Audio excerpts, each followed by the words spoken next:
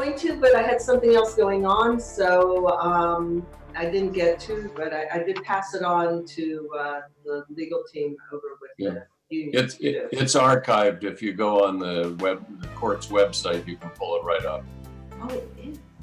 Yeah, all just right, go so back. Is it possible you could send me a hyperlink?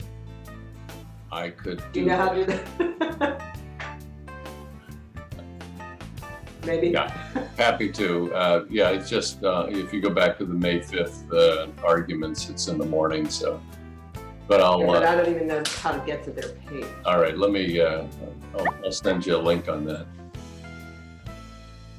Oh, yeah, I remember last month you mentioned it and you said you'd give us an update this month, but I can't remember where on the agenda we do that last month. So that, and where no, it's not on it. It's no, it is. We can. We'll do it under Roberto's CEO comments. Okay. Thank you. I'll be this designated hitter. We'll play American League rules. Yeah, okay. Sounds good. Good morning, Spencer. Yes. Good morning, Spencer. Don't say anything while you're on mute. There you go. Hear me now. Yeah. All right. I'll go back to mute so you don't hear the screaming in the background. Oh, who's screaming? You never know. You never know.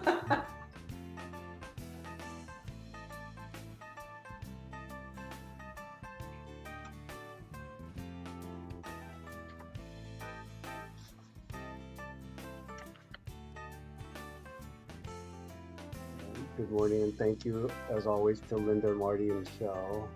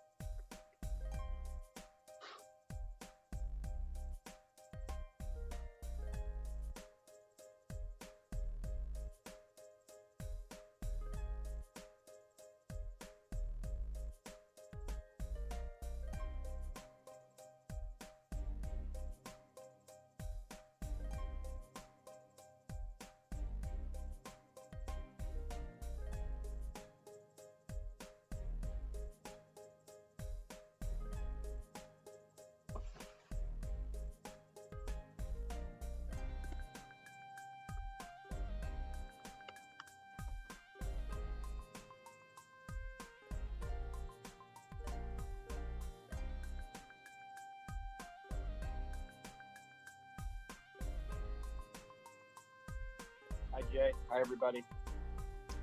Good morning. How are you, Anjog? I'm fine. I will go on mute until we're ready to start. Okay, very good. Thank you. Everybody is using Zoom in my family this morning for something, so I'm going to reduce the bandwidth here and stay off. Yes.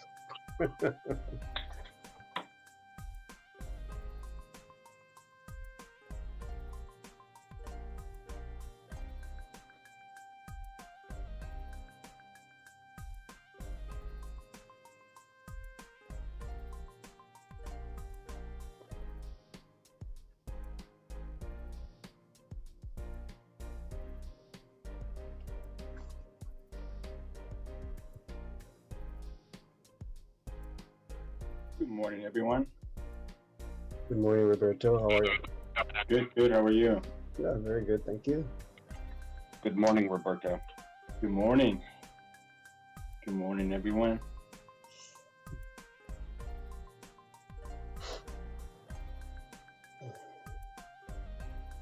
Good morning, Roberto. Good morning, Council. Julie, I just sent you that link. Very cool. Thank you. Council, I have a note here from staff to remind myself when we get to the oral update to ask you to speak on the results of the California Supreme Court case on the pension reform. So in case I forget at the oral report, I already told you. All right, so just put a quarter in the C slot on your computer. I will.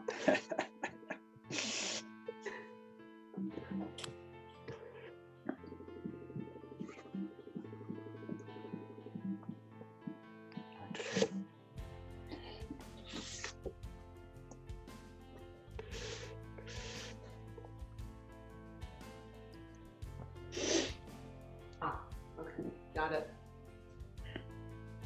You're on mute.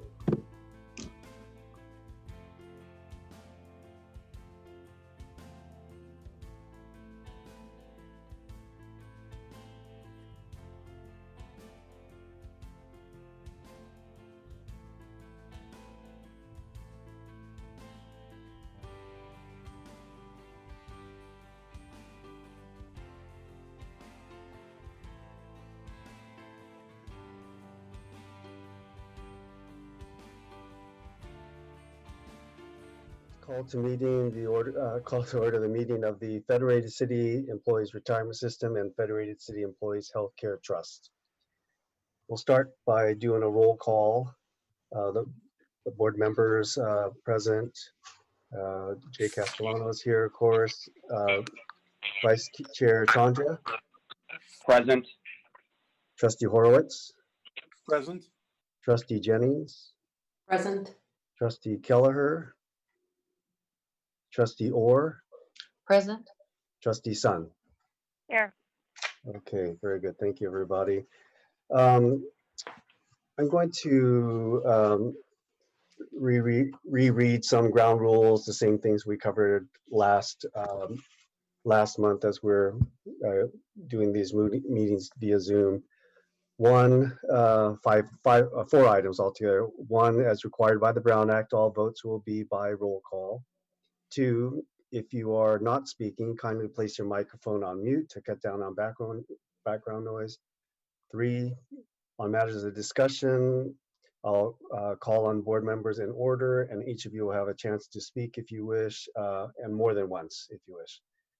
And lastly, the chair will give the public an opportunity to speak on each agendized item, and again at the end of the meeting to speak on any other item not on the agenda that is within the subject jurisdiction of the board. If members of the public will wait to speak until I invite public comment, that will keep the process orderly for all. Okay, let's move on then to orders of the day. I'd like to ask for approval to waive sunshine on item 15F, the 5-year budget projections for Federated under the prepayment scenarios. That item I think just became available to us after the sunshine deadline. And then also an item to be withdrawn from the consent calendar is 11A, service retirement for Santos P. Armendariz, senior maintenance worker from the Department of Transportation. We have some background noise. I'm not sure where it's coming from, but so with those two items, waiving sunshine on 15F and withdrawing consent, item 11A for Santos Armendariz, we have a motion to accept the orders of the day. So moved. And seconded? Okay, we have a motion from, I'm sorry, could you identify yourself as you do? Trustee Chandra made the motion. Okay, thank you. And a second? was trustee Horowitz. Okay, thank you, Vice Chair Chandra, Trustee Horowitz. So let's do a roll call vote. Vice Chair Chandra I vote yay. and Trustee Horowitz, A. Trustee Jennings, Yes. Trustee Kelleher is still not on, is that correct? Correct. Okay. Trustee Orr Yes. and Trustee Sun, Yes. and I also vote aye, so that motion carries unanimously. Thank you very much for that. Next,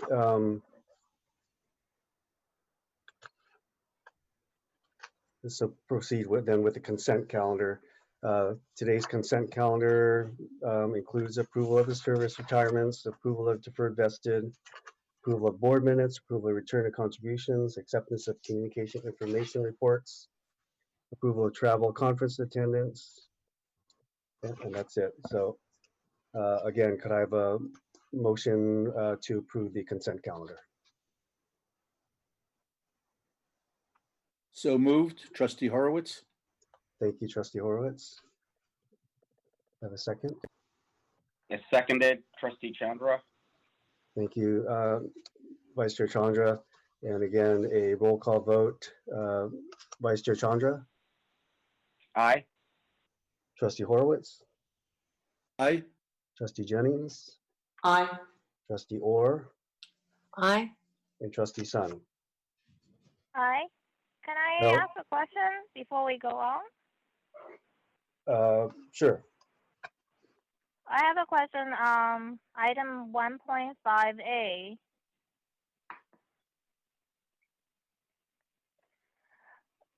So my question is under that in that report, the monthly board 1.5A, yeah, the monthly board expenditure report.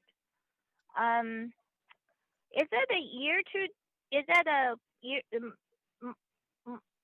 date as March 31st, so actually in the entire year? The reason I'm questioning is that I noticed it kind of connected with another item in the later part of the report. It says Varus and Makita's annual dollar amounts are $147,500 and then $340,000 respectively.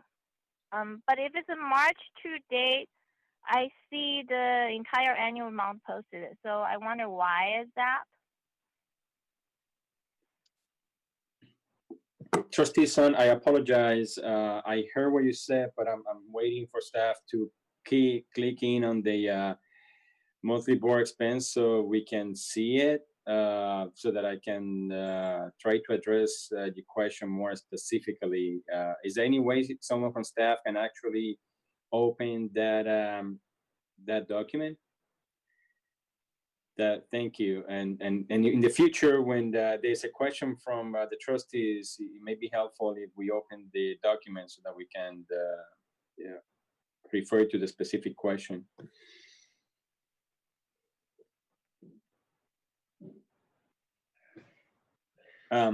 If we can open it now, Trustee Son, is it possible that we continue with the meeting and then we can get back to it when we can actually pull the document on the meeting so that we can answer your question?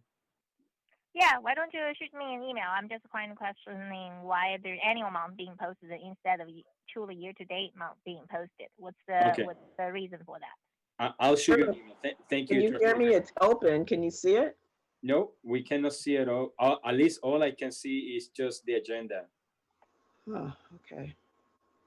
Yeah, same on my end. And it's just the PDF agenda. Okay, just a second. That's fine. I will respond to Trustee Sun by email, and we can move on with the. Thank you for the question, Trustee Sun. And we can move on with the agenda. Okay. Okay, so that one, we had a motion second and a unanimous vote, 6-0 unanimous vote.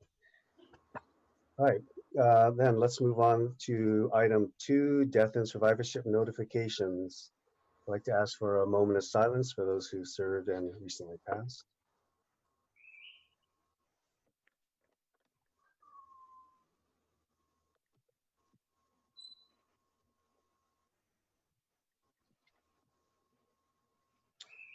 Thank you very much, everybody. Okay, moving on to item 3, investments. 3 is the oral update from the CIO of Retirement Services, Mr. Polani. You're on mute. Thank you. I was. My apologies. Good morning. Good morning. Hope everyone's doing well, staying safe, staying cheerful. I got a note from Trustee Kelleher that he's getting an error message trying to join the meeting. So if staff can reach out to him, that'll be great. I'm going to keep my comments brief. We have a short investment section this month. I'm going to share some numbers with everyone. As of March 31st, our plan was down fiscal year to date, plan was down 6.73% compared to a policy benchmark of 6.3. And year to date for the year 2020, our plan was down 10.87% compared to our policy benchmark of 10.76. Now, interestingly, the Wall Street Journal on May 13th carried an article which, and it cited, I forget the source, but it was a good source, that the median public pension plan in the US for calendar year 2020 through March 31st had lost 13.2%. So we've done better than the median plan by 233 basis points, thanks to our somewhat defensive stance going into the meltdown. And of course, we re-risked the plan, and I'm happy to tell you that through yesterday, just as again, calendar year to date, the Fed plan was down 4.1%. And had we not re-risked, we would have been down 5.5. So we gained 140 basis points thanks to the timely action of the board in re-risking the plan at the right time. Now, of course, you all know markets don't move in a straight line, though it appears so looking at the last month or so. Markets will go down. We will have pain, but I have no doubt that for the long term, we made the right decision. And of course, you will get official numbers from Makita in the months ahead, and they will do a detailed analysis of our performance. Before I turn it over to Ron Kumar, we have a couple of administrative things to take care of. I want to point to the board. I've attached an article, 1.5D, measuring performance, written by Craig Israelson. And I thought this was interesting. This is from the Financial Planning magazine. This is not any refereed journal or anything. But he has compared over the last 20 years the performance differences between, a large cap index versus 60-40 versus a diversified portfolio. And it's a fairly simple article, but it shows the performance differences. If you invest and hold, and something like a pension plan, if you invest money and you periodically withdraw, what happens? So I found that to be very interesting. And if you have some time, I would encourage you to take a look at it later. One other piece of reading material that I've enjoyed in the last couple of weeks. This is a book first published in 1922, Reminiscences of a Stock Operator, The Investment Strategies of Jesse Livermore. It's a very simple book, 240 pages, easy reading. So Jesse Livermore was a trader who lived during the Great Depression. And so this is really written like a story. It's available on Amazon, it's $12. And there's some real, if you read carefully, there's some real gems in the book that will help explain certain market truths. So again, if you happen to have time because of the COVID, and happen to be stuck at home, and if you want reading material, I would highly encourage this. With that, Mr. Chairman, I will conclude my remarks. Happy to take questions before we move on to Mr. Kumar. Any questions for Mr. Polani? Thank you. Thank you very much. Okay. Item 3B, discussion and approval for the secretary to negotiate and execute an extension of the agreement with Nikita Investment Group on a month-to-month basis for $28,334 per month until September 30th, 2020. Mr. Kumar?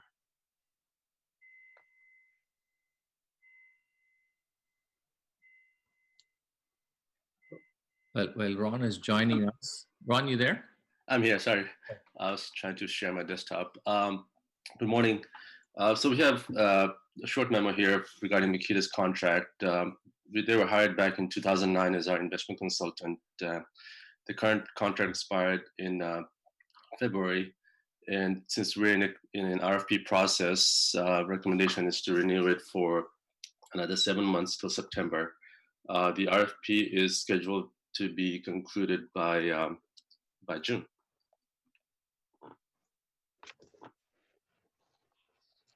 Okay. Any questions? I'll be happy to answer. Any questions for Mr. Kumar on this item?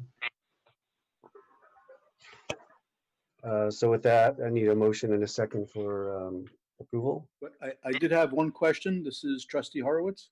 Yes, Yes, sir. Trustee Horowitz. And we know from Makita's presentations that they fulfill a scorekeeping role for us, but I'm a little at sea.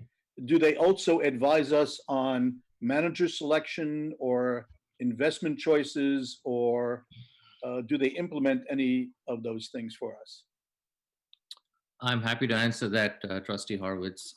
Yes, they do actually. So they are a full service general investment consultant. So in addition to sort of the scorekeeping, the performance aspect of this, they also advise us on asset allocation, and they also assist us with manager selection.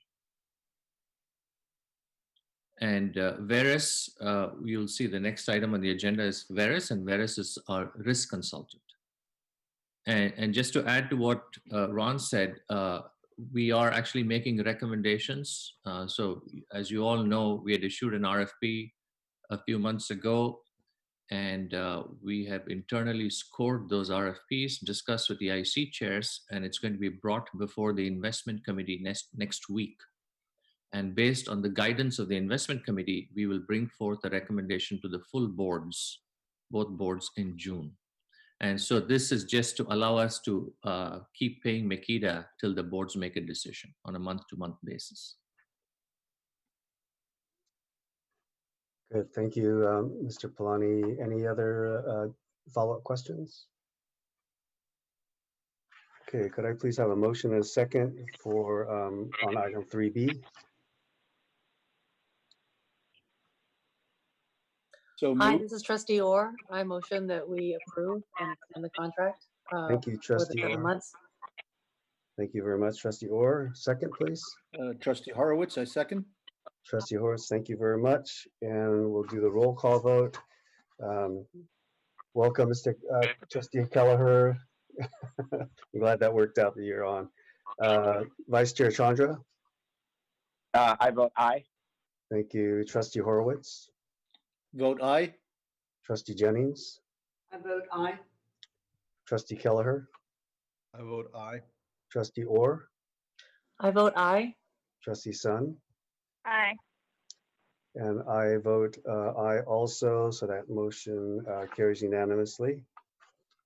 And then, so let's move on to item 3C, discussion and approval for the secretary to negotiate and execute an extension of the agreement with Veris Advisory, Inc. on a month-to-month basis for $12,1292 per month basis until September 30th, 2020. And again, Mr. Kumar. Sir, so this is the same as Makita's contract. Veris was hired back in 2017 as our risk advisor. And currently their contract expired on January 31st, and they're also part of the RFP that's in process.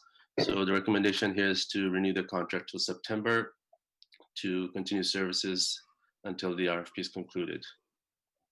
With that, I'll take any questions. Okay. Any questions for Mr. Kumar on this item?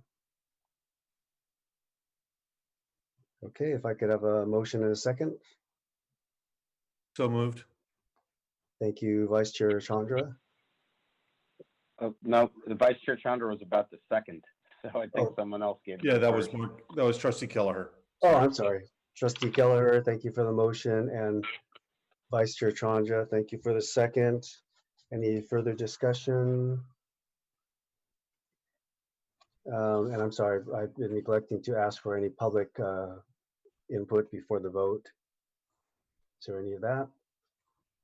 Okay, roll call vote. Vice Chair Chandra, Aye. Trustee Horowitz, Aye. Trustee Jennings, Aye. Trustee Kelleher, Aye. Trustee Orr, Aye. Trustee Sun. Aye. I also vote, so that motion carries unanimously.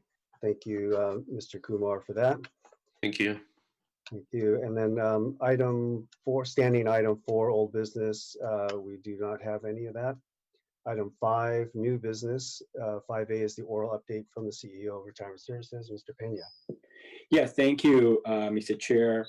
So a couple of things. I will go through my usual short order report in a few minutes, if you allow me. But I'd like to kick off my report by calling on 2 slides that are attached to this item. And they are the related to the administrative budget for the year. You should have 2 slides.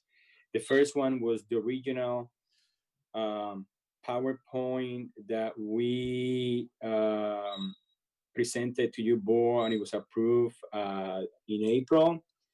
And it is, I know staff is going to get the screen in a second.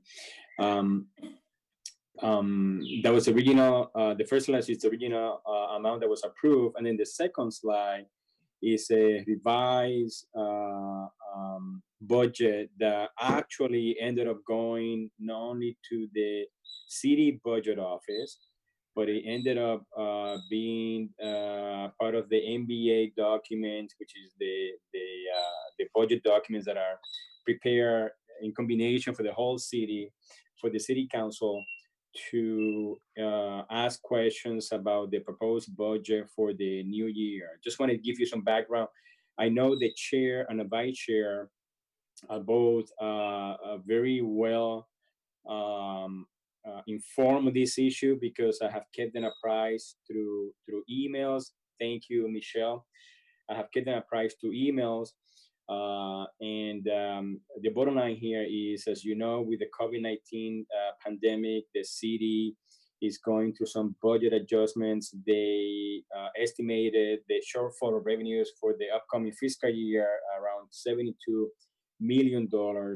And they actually requested from every department of the city to decrease their budget for the year, the original request by about 15-18%.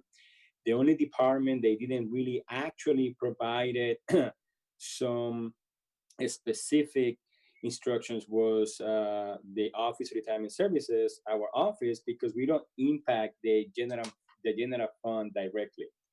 However, I do still stay in communication with my contact person at the budget office, and when I shared the original request to my contact person at the budget office, at the mayor's office, we received a communication back that the mayor request was that we basically left the budget unchanged from the prior year, which meant that there were some personnel related requests that we have put forward that we kind of have to put on a back burner. So with that background, I wanted to jump into these 2 slides. So what is right before you is the original request.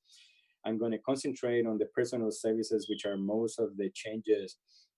The original request was $3.56 million for a total request of about $5.7 million for the total administrative budget. If we move to the revised slide or the adjusted version, thank you. The new personnel services is $3.36 million. And we did have some decrease on the non-personnel equipment.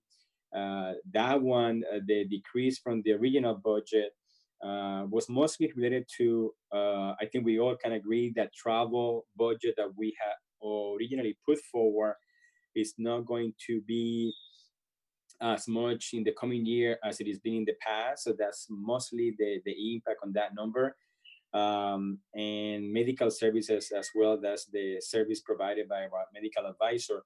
But the big difference in some personnel services, we had a couple of positions. We had a net adjustment of requesting a position for the investment area, which is not moving forward at least at this time.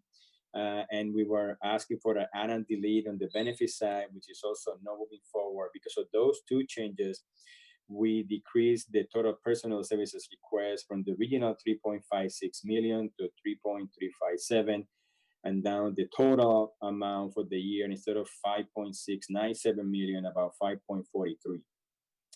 This was the actual budget that ended up going to the city council.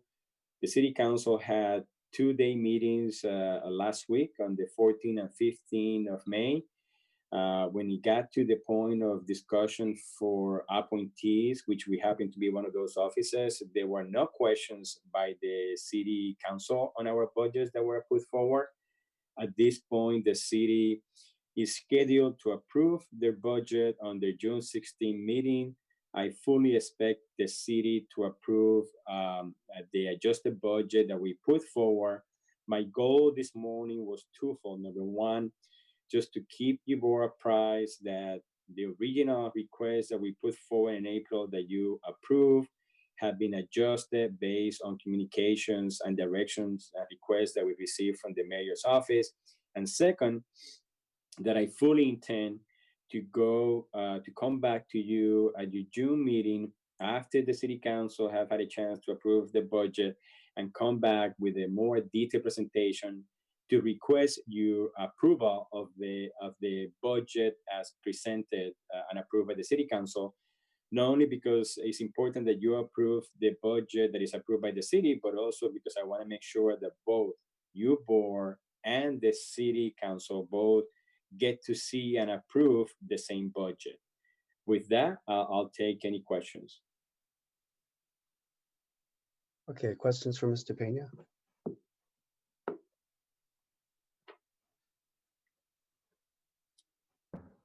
Okay. Very well.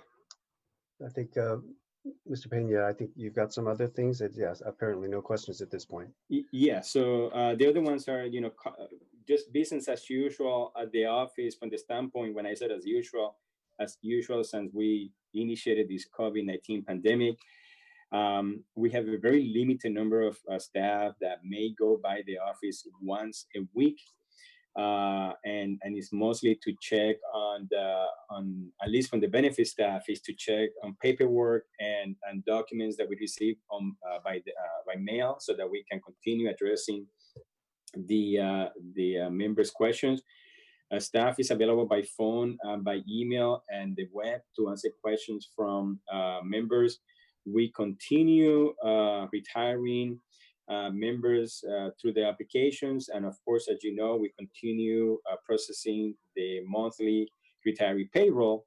In fact, April is one of the most challenging months of the year for Federated, because it's when the cost of living increment is provided, and we did that last month, and we fully expect the May payroll. I see Jay nodding and probably happy that he will get his retiree payroll paycheck at the end of the month timely and accurately. We also are considering putting forward some Zoom meetings for members as a matter of providing some group counseling. We do have some group counseling that we provide at the office physically. Obviously, with the COVID-19, we no longer having members coming to the office. So we are considering actually initiating those meetings this month. To allow and to counsel people not only to the retirement process, but also there's a lot of forms that have to be filled out. And so, again, we are considering doing that later next week.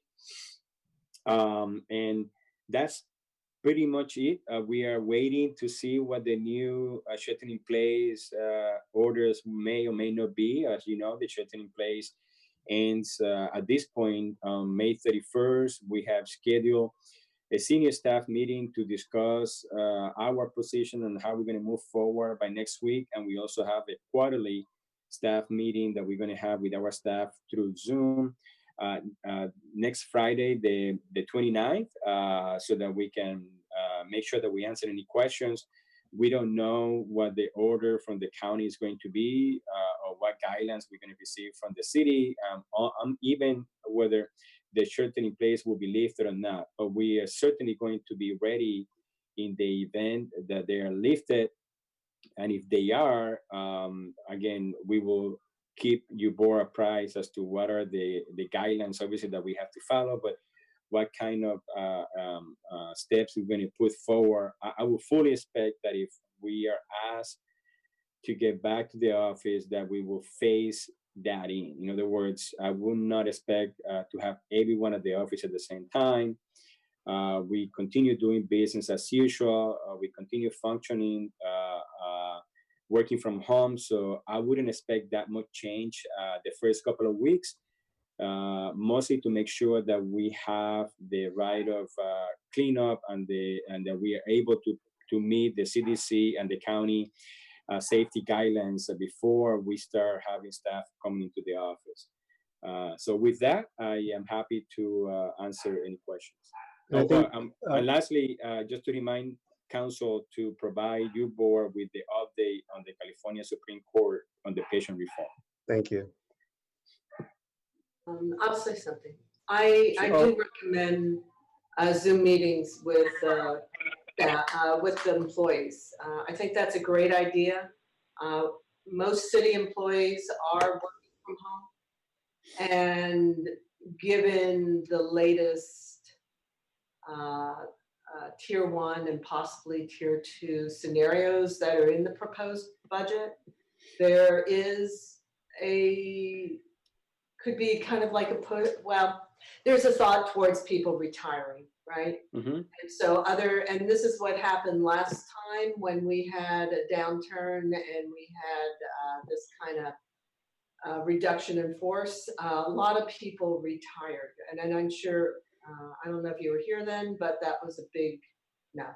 So there was a onslaught of retirements, and I think having that available for people, it just would give them that bouncing board so they can say, is that really what I want to do or not, or whatever. I mean, you can't be the counselor, but you certainly at least can offer. And I will say that I think our city staff is probably feeling concerned, just with what is going on. So I think that's a great idea. Yeah, I mean, and thank you for your questions and comments, Trustee Jenny. So a couple of things that I didn't really mention in my update for the budget. The city at this point, in let's just call it the first going around on the budget process, they estimated shortfall revenues at $72 million for the upcoming fiscal year, but they really will not know. They really will have a better idea of the amount of the shortfall, I guess sometime in the month of August, which is the second month of the fiscal year for the city.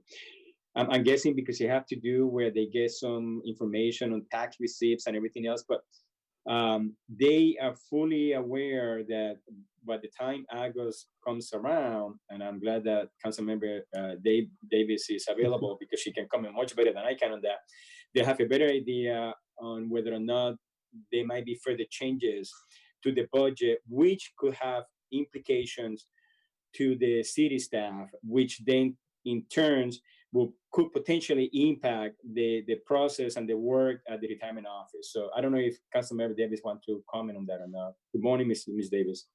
Good morning. I've been here the whole time. I just wasn't camera ready. Okay. Yeah, I'm happy to talk about the budget. In fact, I had planned to do that. So there will be 103 positions eliminated. What we're doing is the cuts. We're taking the cuts that we are forecasting now. And if the position is worse when we get the sales tax revenue, we actually get the sales tax revenue late. And so that's why we won't know until August, because we won't get the final year-end numbers from June until August. And then there's a second set, and this is all in the proposed budget, there's a second set of potential actions to take. So for right now, 103 positions will be eliminated, but because of bumping and the extra positions that were open, we had a hiring freeze, as I think I mentioned last month.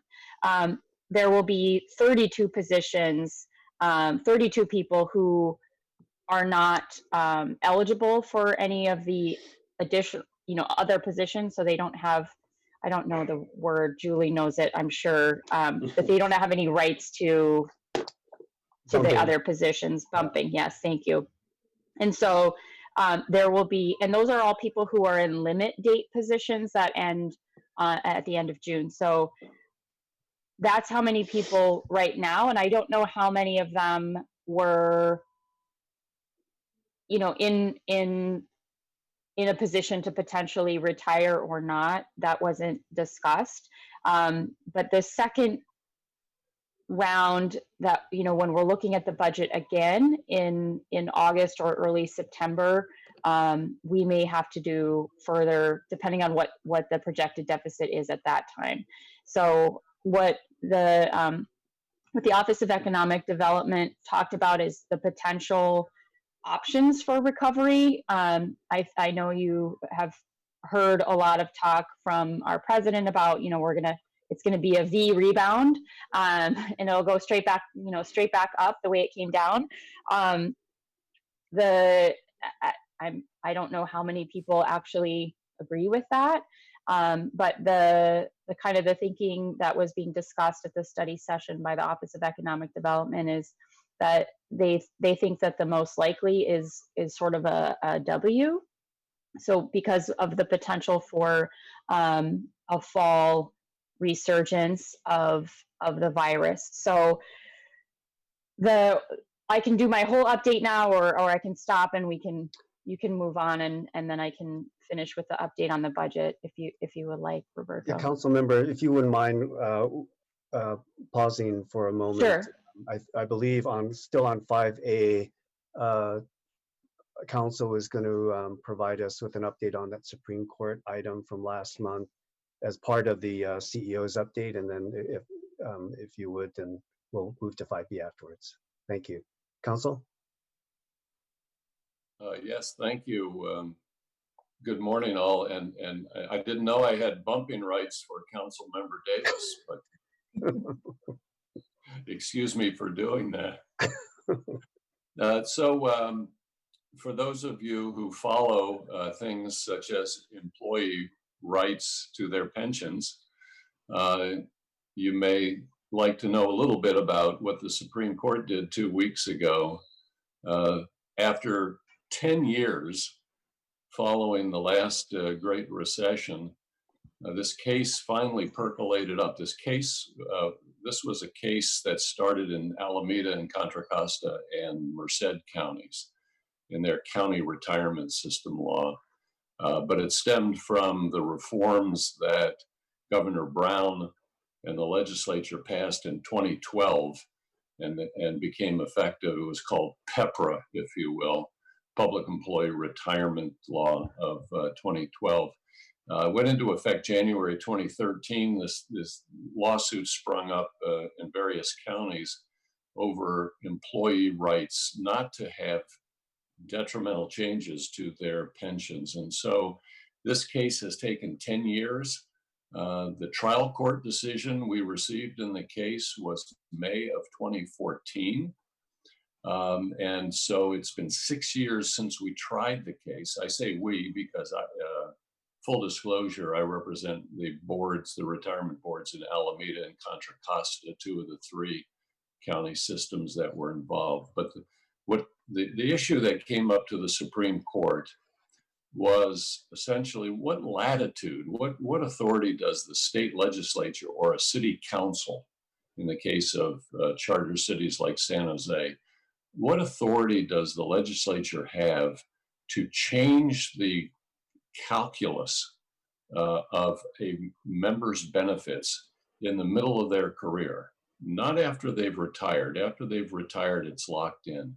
But the issue is, what can the legislature do to fine tune or even take a slash to the calculation of retirement benefits? In this case, the three counties had been counting various amounts of leave cash outs at the end of career as part of pensionable compensation, the base compensation on which the pension's calculated.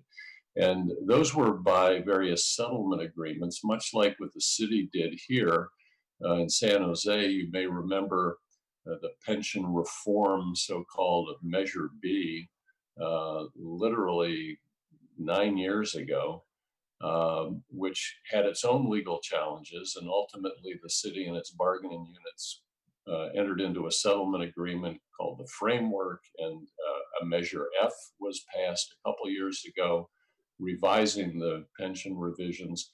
That's what happened in the county systems. They had agreements settling litigation that said, we're going to count certain leave cash outs and on-call and standby pay as pensionable. And then in Pepper, the legislature came along and said, we think those things constitute pension spiking, that it's a manipulation of final compensation just to increase the pension that's going to be paid, and we're going to cut those out. Pepper was challenged, and this is the case that percolated up to the Supreme Court.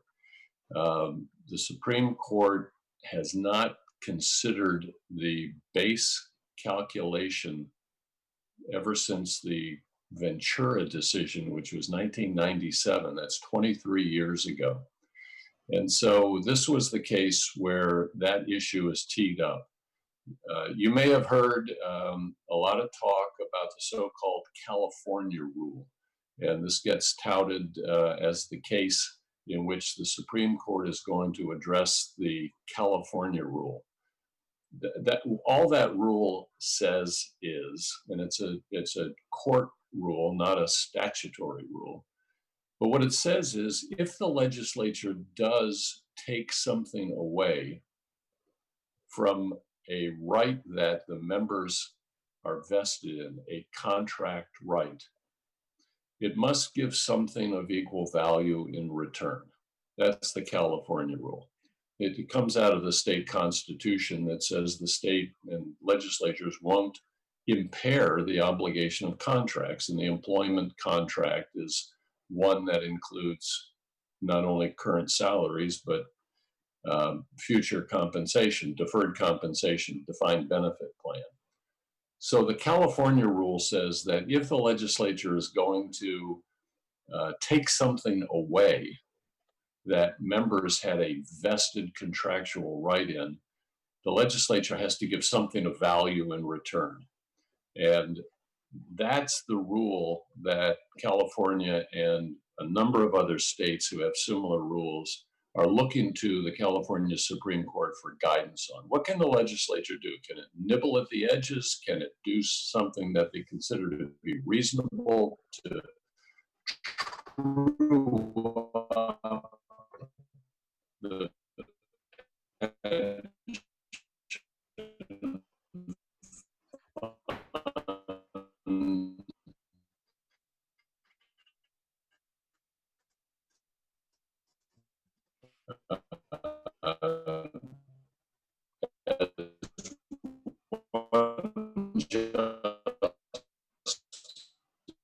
is there nothing the legislature can do when a state or city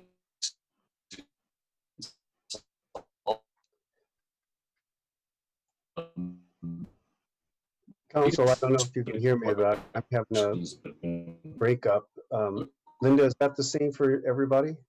Yeah, I'm getting real. It got all garbled. Oh, thank you, Councilman. it was conducted like this, like what we're doing. on Zoom. Blue Jeans Network. Not sure what that is, but it sounds very colorful. Council, oh, I think he just disappeared. Uh-oh. Lost the connection. Okay. Yeah, council sometimes has some Wi-Fi challenges, and that may be the case. He's probably going to connect anytime soon, very quick. But Okay. Yeah, and same as Vice Chair Chandra, when he comes on, Mr. Pena, you or staff, someone may just text him and let him know, go without the video, and that'll help him with the bandwidth. Let's move on then to item 5B, oral update from the City Council liaison to the board. Good morning, council member. Thank you for coming. Yes, you're welcome. So I just wanted to talk a little bit about kind of the COVID impacts are continuing to affect the city, not just in the revenue. So Roberto already talked about the 72 million. It's I think it's 71.5 million. So yeah, $72 million deficit for the upcoming fiscal year. We also closed, I think I reported about this last month, that we also closed a large deficit for the last quarter of the current fiscal year as well. So there had already been some cuts, and we were able to preserve all staff positions at that time, and then not this next time around for the upcoming fiscal year. The anticipated revenue decline is 9%, which is why everybody was asked to go a little bit deeper so that we had so that the budget office could kind of pick and choose. And we are hoping that it doesn't go any deeper than that, but obviously that is, why there's that second round of review that we're going to do at the end of August or the beginning of September, depending on when things come in. We are still, I don't remember how much I talked about last month about what the activities are that the city is doing. So basically an entire new line of service has been opened up, and that is food distribution. So we have over 100 people. Many of them have been redirected from the Parks Department and the Library Department because those operations have slowed down. Obviously, the libraries are closed to the public, and many of the all of the playgrounds are closed to the public, and a lot of parks were for some time. So a lot of those staff have been redirected to the food distribution program, and we are with partners, nonprofit partners, providing almost 3 million meals a week, and that will continue on.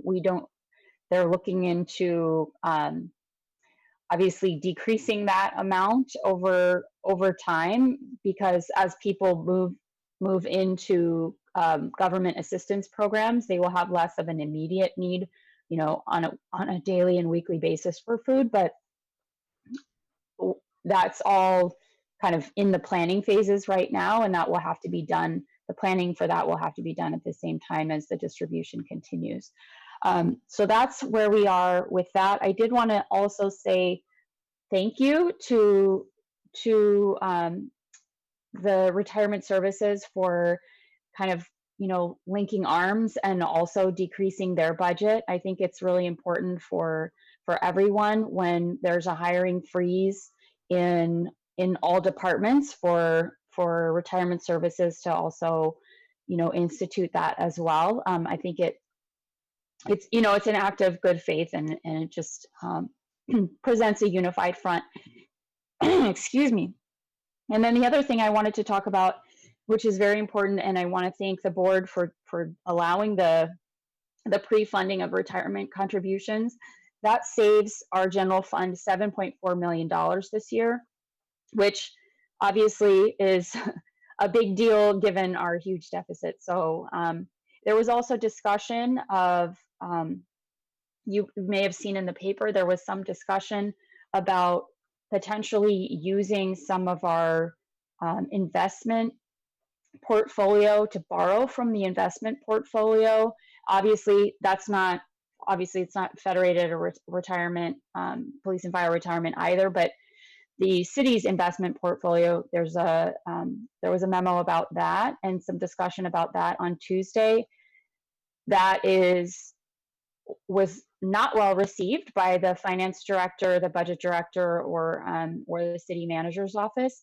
And I think many of you kind of know why that would be. And there were many on council who were also very concerned about that, because that money can be called at any time, and then the general fund would be left holding the bag on repaying that money. That makes me very, very nervous, and so there wasn't a lot of appetite for that, but there was a motion that was passed, basically to ask staff to do a manager's budget addendum, and it's kind of like an info memo for us to give us the options that wouldn't be borrowing from those funds, but what our reserve funds are and what we could possibly pull from. I personally have some reservations about that as well, given that we know we came out of a decade of deficits to a very, very small amount of surplus, and we're talking like in the $1 million, $2 million range of surplus for a couple of years. And so going back to those reserve funds are similar to what I think of as a sinking fund for, paying my own auto insurance, for example. It looks like there's money there, but that money's going to be, it's going to come due when my auto insurance bill comes. So I have reservations about that. We are doing a little bit of that in this upcoming budget. They covered the deficit with 2/3 ongoing savings and with 1/3 one-time savings, and some of that money obviously comes from those reserves, and once it's gone, it's gone. So there's going to be a lot more discussion, as you might imagine, with this budget, and of course the city manager and the assistant city manager, who is our former budget director, did warn the council that when we have a recession, whatever the size of the recession, it always takes us a while to dig out of it. And part of it is what Mr. Polani was discussing. When the retirement funds don't make their returns, obviously we know that increases the amount that the city has to contribute in upcoming years after that, and that adds directly to our deficit. So I do appreciate the number of basis points that we are ahead of the median retirement, and also ahead of what we would have been. But it's very concerning, the fact that every year that we have a negative return, or really even every year that we have a return below our assumed return, is years of increased contributions for the city, and that's weighing on my mind right now. Yes. Okay. Very good. Thank you, council member. Appreciate that. Council, Mr. Liederman is back on. I don't recall exactly where we got. I don't know if it was different for me, but somebody exercised their bumping rights on me. Okay. Would you like to finish out that update, please? Sure. I think I was when I got cut off. I think I was talking about explaining the California rule, but essentially the court was very active in the argument, asked a lot of questions. The parties basically turned over to the employee associations, the deputy sheriffs, who were the primary movers in the case, and the governor's office. The governor's office took all 30 minutes of the time allotted to our side, and they were the only ones that argued in favor of the legislature's authority. I'd say the court was all over. I can't make any predictions on this one. I can tell you that the court doesn't hold oral argument on cases until they actually have formed a majority view, and they use oral argument to kind of fine tune their thinking on some issues. Just mechanically, by their own rule, the Supreme Court has 90 days from May 5th to come down with its decision. I had the sense that the decision will have a lot of components. I think there are majorities on a number of different issues, but how they're going to cobble together a full majority on the core issue about vested rights remains to be seen. A lot of places around the country are watching and waiting for this decision. I noticed Illinois, for example, which has struck down similar legislative acts. They have a similar provision in their constitution to California, and Illinois is one of the worst funded. The state of Illinois and its teachers' funds and its other funds are some of the worst funded pension funds in the country. But their Supreme Court just upheld a reduction or freeze for a while in retiree COLA.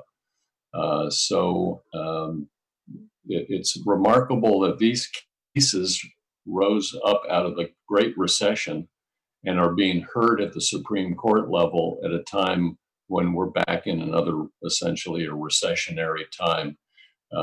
So it's quite ironic that it comes back when we're facing economic crisis in many states and cities around the country. So we'll see how the Supreme Court handles that. Happy to answer any questions if you have. Otherwise, it's kind of a wait and see, and I'll let you know what happens as soon as it happens. Trustee Jennings, yeah. Thank you.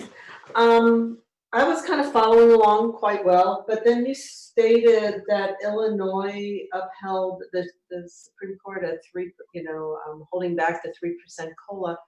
And one thing that I heard you say is that currently, now maybe this is the California rule and how it works for us, but once we retire, then it's locked in and they can't change it. And so, we have the two tiers, tier 1, tier 2, and with tier 1, you get a 3%, right? So that's part of the retirement agreement. What happened in Illinois? Is that something that could happen here? I mean, I'm confused by that. We have to look very carefully. The first question is there a vested right, and what is the right?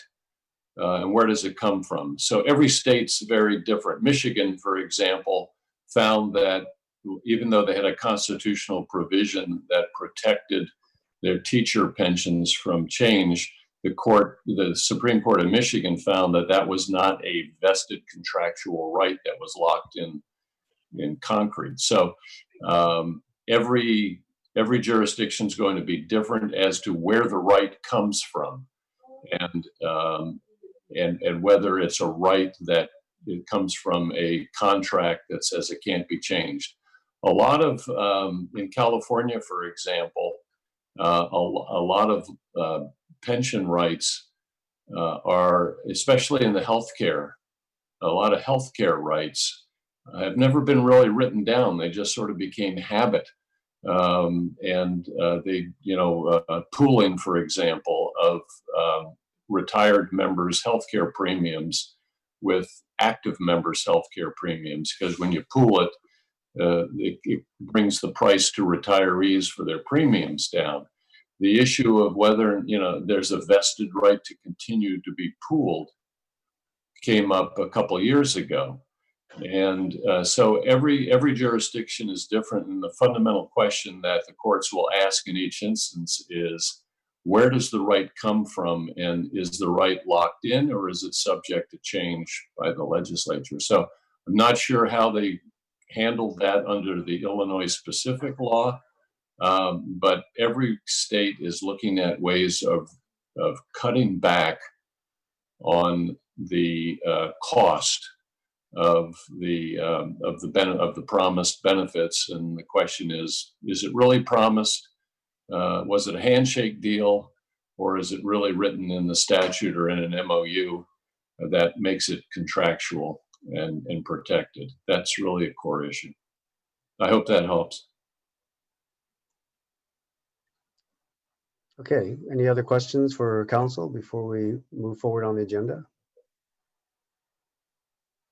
Mr. Chair, I don't have a question for council, but if you give me 30 seconds, I'd like to take this opportunity to give a big shout out to the office staff.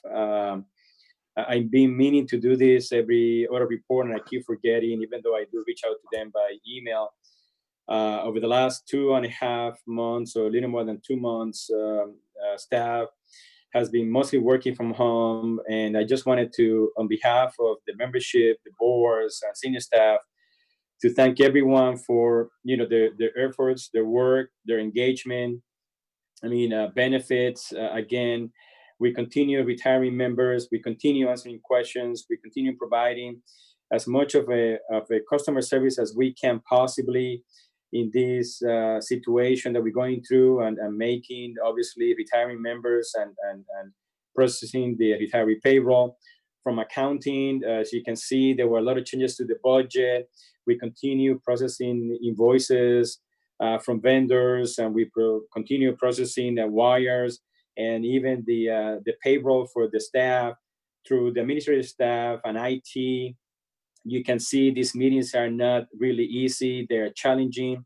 There's a lot of behind the scene things that as the meeting is going on, staff is working through. So I wanted to really call that to your attention and thank staff for the work and the engagement on this process, which is very challenging. And ultimately, investments, they keep track of what's happening in the market. As you know, early in the pandemic, we had emergency meetings of your boards and the IC, which allow both boards to make decisions on dining off the risk on the asset allocation, which had the results that CIO Palani shared with you this morning.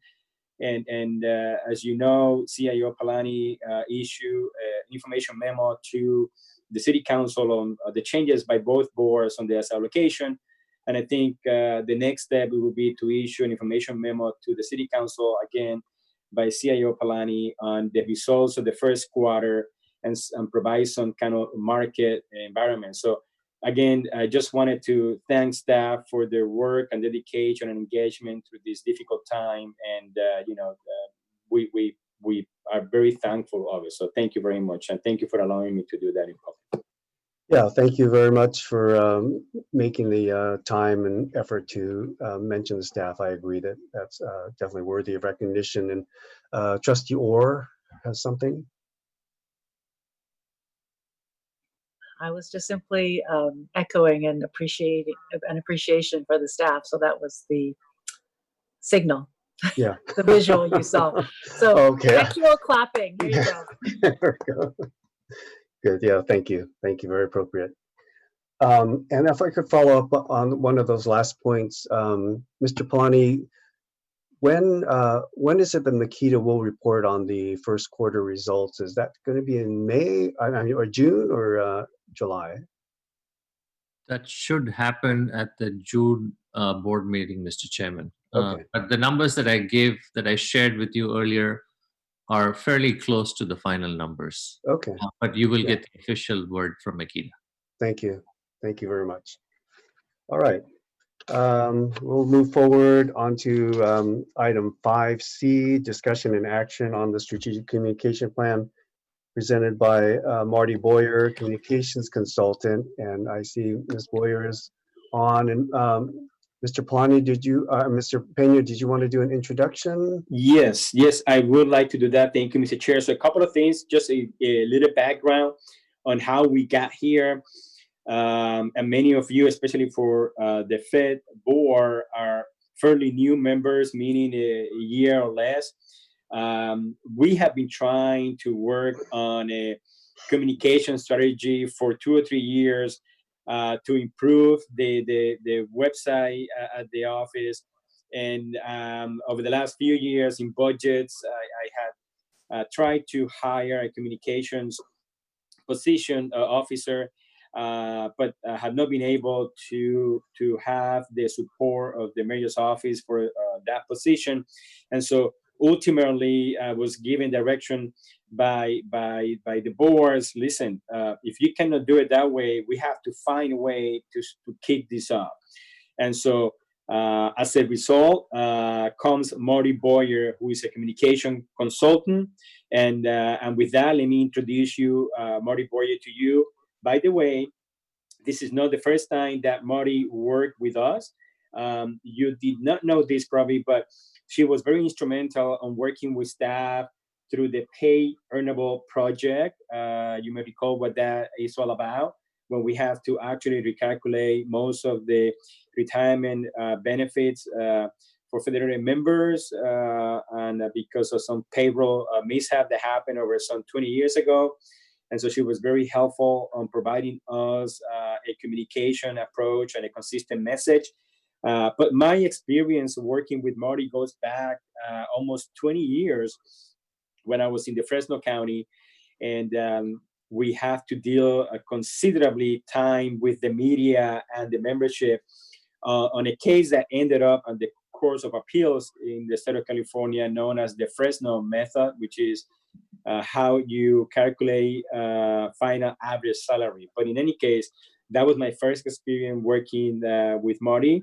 And so I reached out to her one more time, and I'm happy to say that Marty is now in contract with us to provide communication input and communication consultant. So with that, Marty Boyer is the owner and principal of Communication Advantage, a consulting firm in media relations and presentation training and crisis management and strategic communication, which is what we're doing this morning. She has served more than 100 cities, counties, special districts, state and federal agencies over her long tenure in the communication industry.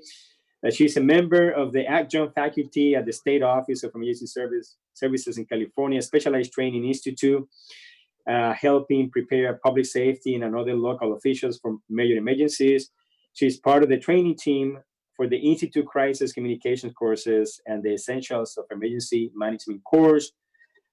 She has plenty of experience as a journalist, also as a public affairs manager for Alameda County, and again, over 25 years of adjunct faculty at the California Office of Emergency Services. With that, I introduce to you Marty Boyer, who will be presenting to you this morning our view on and moving forward and thoughts on a strategic communications plan for your board to think about, and hopefully with comments to approve going forward. So with that, Marty, welcome. Good morning, everyone. Morning. Thank you for the kind introduction. First of all, let me say that my goal here is to do this before the landscaper shows up, because it is Thursday morning, and I have had meetings where his leaf blower was going right in the middle of my meeting, not very far away. So moving right into it, I am delighted to be here to present this overview of our strategic communication plan. And I would like to start with a couple of introductory remarks. First, it's very clear to me that there's been a long tradition by both boards of clear, open, transparent communication with the members.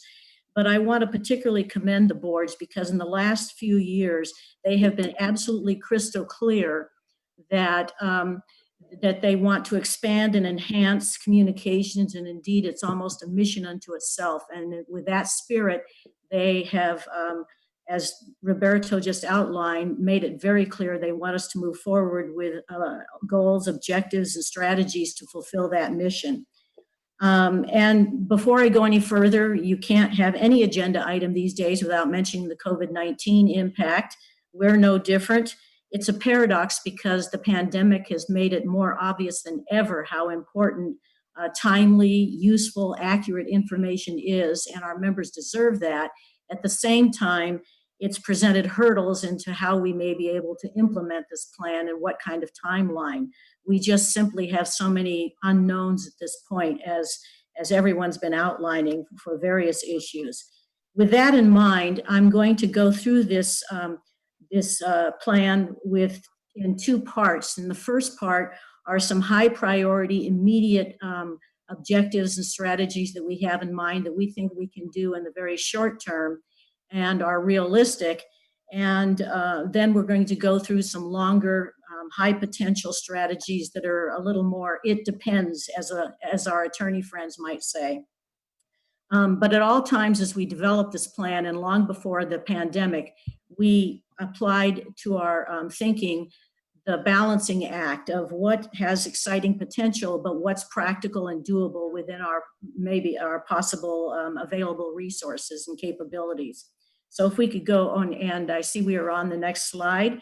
So our first category, the high priority objectives, the first strategy or objective there was to revive the newsletter. And of course, very happy to note that the Retirement Connections first 2 issues have been distributed, both in hard copy and online. They came out in January and April.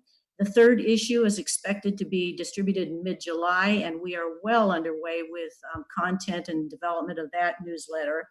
As a note, we are exploring the preferences of members about distribution. If in fact we can find that there's a large share of our members who would prefer to get electronic distribution only, that could result in significant savings in print and mailing costs, of course.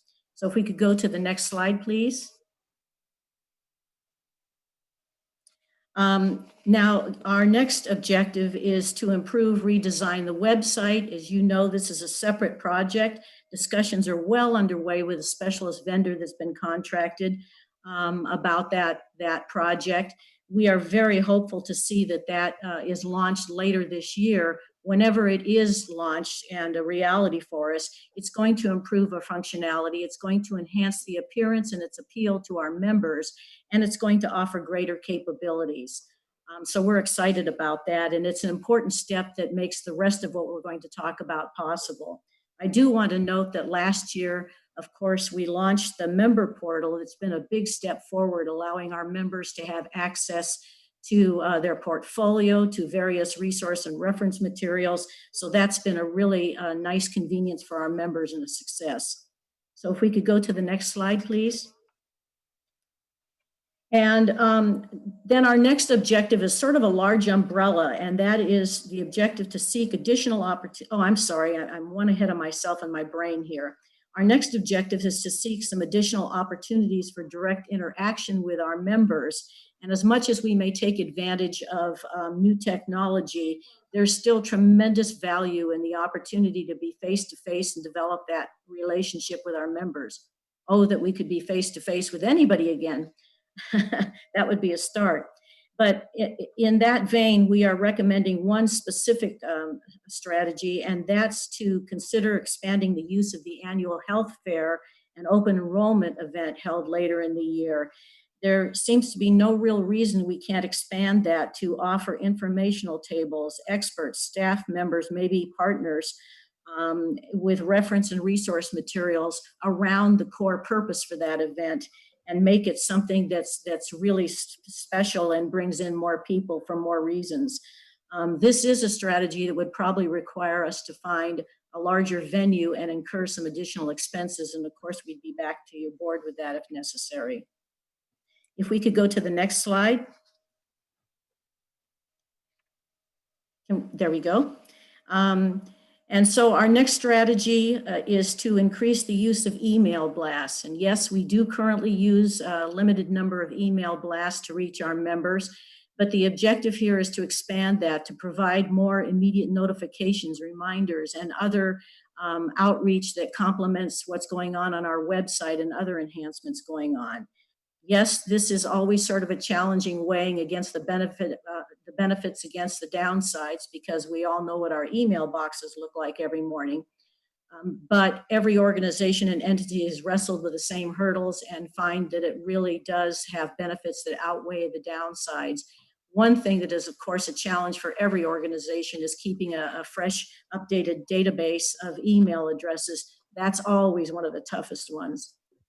So if we could go on to the next slide, please. To the next slide, please. There we go. Now we get to that umbrella that I started to mention earlier. We have a broad objective to try to maximize the potential of this new website when we have it available to us. And so the first strategy that we want to recommend is to create webinars, both live and on-demand use available to members.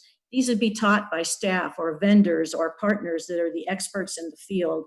They'd start off with a couple of webinars that would replicate and offer an optional way to receive the workshops that we now provide on site, and we would assume probably continue to offer on site. But this is another way to reach people in a very convenient format that works for many of our active employees with very, very busy calendars and probably children to deal with, as well as retirees who maybe don't want to go out to a live meeting or who have mobility issues. Once we've replicated that and made those options available, we can envision a time where we offer additional webinars on relevant topics of interest to our members. And it's interesting that as we've gone into COVID-19 mode and we're doing things like this Zoom meeting here, we can see the potential for how much we can do for our members and with our members using technology like Zoom and FaceTime and online video presentations and webinars. So if we could go to the next slide, please. And our next strategy to try to maximize the abilities of the new website would be to create an online question submission function. And I would call your attention to your healthcare provider as an analogous situation in many ways. Many of you may use the patient online question submission function for Kaiser Permanente or Sutter Health or Anthem. All the big health providers have made it very easy for patients to be able to connect with their network of providers, doctors, physicians, assistants, and otherwise. They can submit questions about something that's going on in their lives or request a prescription renewal or discuss an issue and their progress on something. And it's something that has saved tremendous time and become very efficient for the physicians and the providers' offices, as well as the patient. And of course, again, analogous to the health situation, we at the Office of Retirement Services can conduct something like this. And if a question that comes in or an issue comes in that's too complicated for the question for that format, then we simply set an appointment, invite them in, and go back to the face-to-face interaction to help solve the problem. It's even possible, as we're learning, again, that down the road, something like FaceTime or Zoom could be employed to help make this work even better.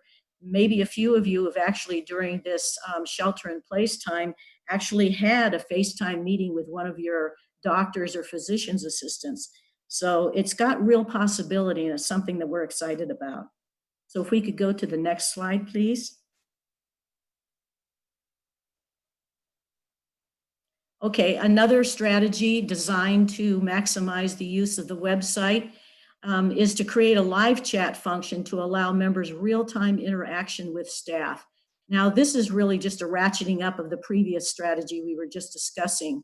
It creates the real-time interaction. This is something that's more of a question mark and is a little trickier. It obviously would require somebody to be on staff online at designated hours of the day or the week in order to make that work, because if nobody's there to do it, it isn't real-time interaction and you gain nothing.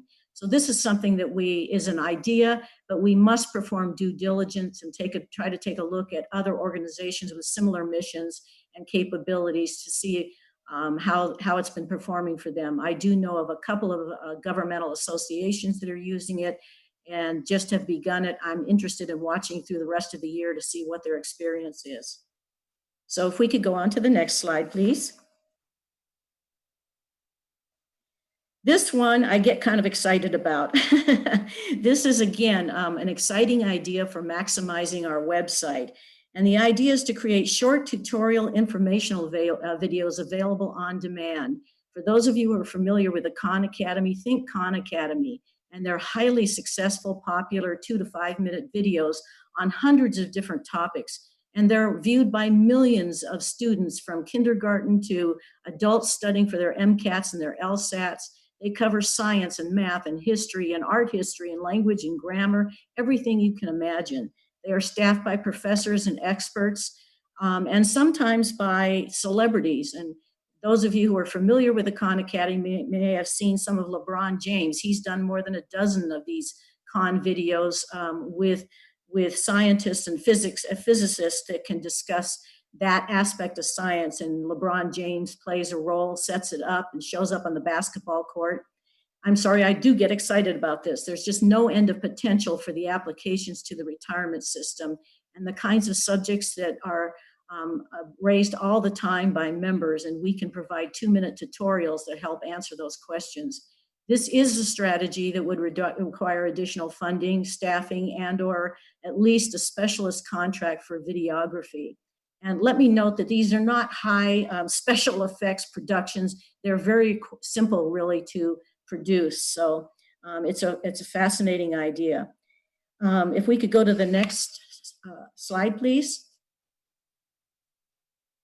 Now we're going to dip our toe into the ocean of social media. And before I mention our couple of specific recommendations in social media, let me mention a few principles that we are keeping in mind that have to guide us as we make this decision. First, less is more, less is more. 1 or 2 platforms that are well maintained, well used with fresh information is far better than a bunch of platforms that we cannot maintain and are stale. I want to call your attention to a parallel that's both inspiring and a cautionary tale. CalPERS, at my last count, is employing 5 different social media platforms with thousands of followers. The audience grows slowly for a subject matter like ours, but they do have thousands of followers. On the other hand, we are not CalPERS. We do not have a deep bench of highly paid communications staff and digital experts. And they even have a backup, bench of contract communications people and digital people, all of them very well paid. This is not the real world for the Office of Retirement Services in San Jose. So we have to do what we can do well and, keep our appetite under control, which is why we say less is more. We want platforms that reach varied audiences with optional kinds of information. And we want that varied content to go from the traditional sorts of information that we post on our website, that we put in our board packets, that happens in our newsletter, but we want to also go into newer, fresher, feature type content that's appealing to people on a personal and human level. And then finally, whatever we do, it's essential that we have guidelines for responsible use and participation by our members. So with these principles in mind, they lead us to 2 recommendations. And so if we go to the next slide, please. So our first objective under the social media heading was to come up with a platform that's a simple medium, user-friendly for people to get into very quickly, that shares both immediate news in a lighter format and features, photos, graphics, and encourages responsible participation. That's important. It's another way of 2-way communication. And so we would like, with that in mind, to create a members-only Facebook page. This is the simplest way to get people involved and engaged and allow us to post a wide range of information and ideas to our members, as well as hear from them.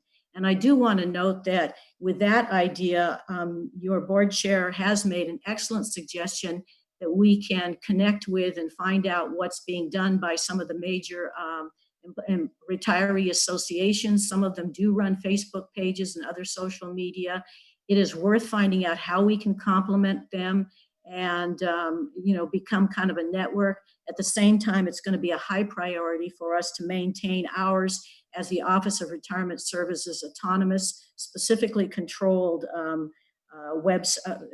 platform. So that will be an interesting discussion to have. And if we could go to the next slide, please. The next slide there. There we go. And so our next objective under social media was to provide another kind of option that's very immediate outreach with very short, tight messages, and that again reaches a different multitude of audiences, and that's easy to maintain. So the strategy that we're suggesting is to open a Twitter account, which would allow us to tweet out short reminders of upcoming events, alerts as to developments. It would allow us to share links to videos posted on the website or that were featured on Facebook. It allows us to do a last-minute reminders of a workshop or a webinar or that's being released or some other event that's happening. And it would allow us to tweet out celebratory messages, kudos for outstanding achievements by our members or our office itself or our partners at the city. For example, the councilwoman was just talking about the pre-funding of the of the retirement obligation. And that's an idea where we could post a tweet about that. I had another example that came to mind. Let's say you have a new board member that comes on and is sworn in and does a little presentation at their first meeting about their goals and why they're there. We can easily take a 2-minute video of that event and post it on the website, post it on Facebook, tweet out a link to that video, and cover it in a number of different platforms. So it's a good example of how we can reach so many more members, giving them options for how to get information. So if we could go to the next slide, please. The last slide. Are we there? There we go. And so in conclusion, this is a plan that was designed to suggest a suite of tools that can reach members using both traditional and new forms of outreach, and encourage sharing of information using two-way communication whenever possible. But most importantly, it's designed to provide choices for a diverse membership, choices as to how and when they receive news, how they learn and even what information they receive, and how they engage with their retirement system and other members. And of course, we may be coming back to your board for necessary actions for some of these strategies. But in conclusion, I would ask that the board approve this plan in concept and direct staff to begin studying the specific recommendations and return to the board with a projected timeline when a reliable one can be provided. And then finally, return to the board as necessary for enabling actions and funding. And with that, I would open it up for your comments and questions. Roberto and I stand here ready to respond. Thank you, Marty. Thank you, Ms. Boyer. Appreciate that presentation. And Mr. Pena, just to clarify, exactly what action is it the board needs to take today on this item?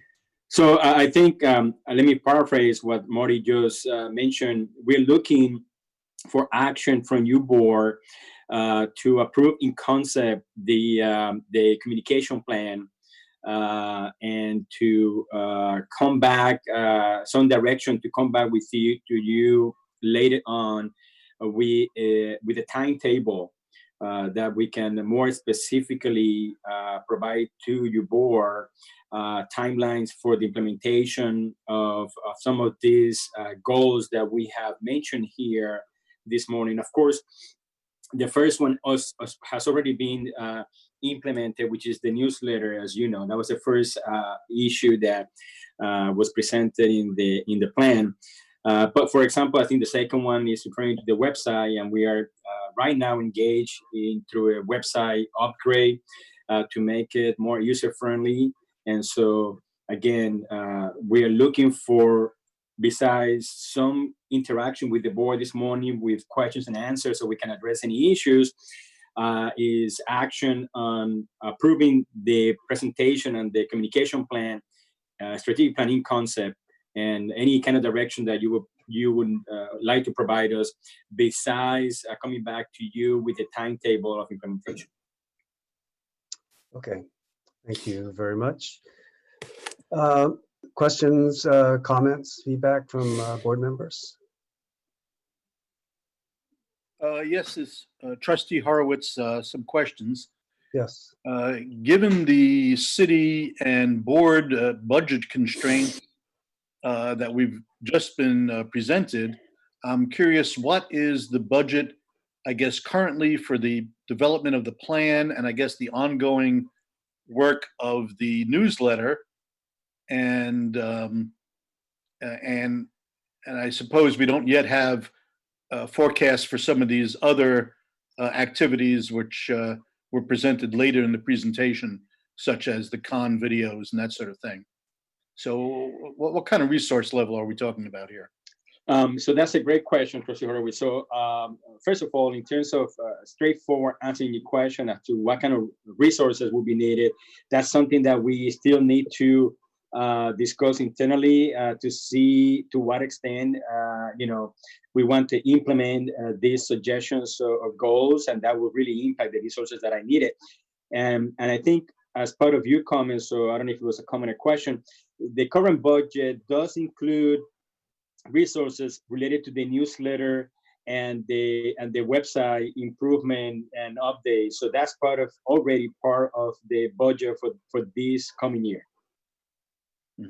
And what level of resource do those two activities alone require? The newsletter, not as much. In fact, I think one of the issues, one part that is really costly today is the actual printing of the newsletter. The goal was for the full calendar year of 2020, we're going to actually print the newsletter every quarter and mail it out. What you're going to see, and as you may recall, we always include a copy of the newsletter on communications for your board. What you're going to see in the newsletters, I think starting with the one that we just issued last month, is there is a section in the newsletter where members can elect to receive the newsletter in the future, actually in e-format, so that we don't have to print. So to the extent that members want to be receiving information by email or any kind of forum that is not an actual printout, we're going to do that, so that comes 2021, I think the goal is twofold: to have much less newsletters to be printing out, because it's not just the cost of the printout, but it's the cost of the mailing, right? That's the first one. And second, for us to also build a database of email and other kind of forums to be able to communicate with our membership. So that's the two-part goal. So that's have to do with the newsletter. In terms of the website, again, we already are working through implementing and developing upgrades on the website, and it's not really that, I don't recall the specific dollar amount, but it's not that costly to be able to implement, make it, obviously more user-friendly, and to make sure that we rearrange the website to be not just user-friendly, but to have the kind of information that we think members are really looking for. So I think those are the two main ones. In terms of the other ones, I think that's why, as part of the motion, we're asking that your board provide direction, not only for the timetable, but we still have to come back as we continue developing this concept and we go beyond and implementing, especially the social media, to the extent that we determine that excess resources are needed, we will have to come back to your board with that request. Trustee Jennings here. So I think what is being presented is very interesting, and I think there's a lot to it that we should move forward with. As to Trustee Horowitz, what he's talking about as well is, some of this is stuff that we could be doing now. Some of it is with our existing staff. A lot of this is implementable. Departments do it, other organizations do it. So it's just doing it. And I think, what Trustee Horowitz is, kind of alluding to is what can be done that is within the existing staff and budget that we have. And then what is additional, where we would have to, hire someone else or have an ongoing consultant or whatever to keep it going. But I totally agree with the approach. I think it's a good idea. I think we need to be providing that type of resource to our retirees. And, we're dealing with retirees. Some of them are young who have just left, and some of them are not, and might not be using all the social media, but some are. It just depends. It's a mix. It's a mix of people. It's a mix of staff, that are out there. I know a number of, like, sometimes you get the older people, and it's like, why are we wasting all this money on, these nice fancy brochures when we don't need to have them? But then you have to have a way to make sure that you at least reached out. So I do support the the communications plan.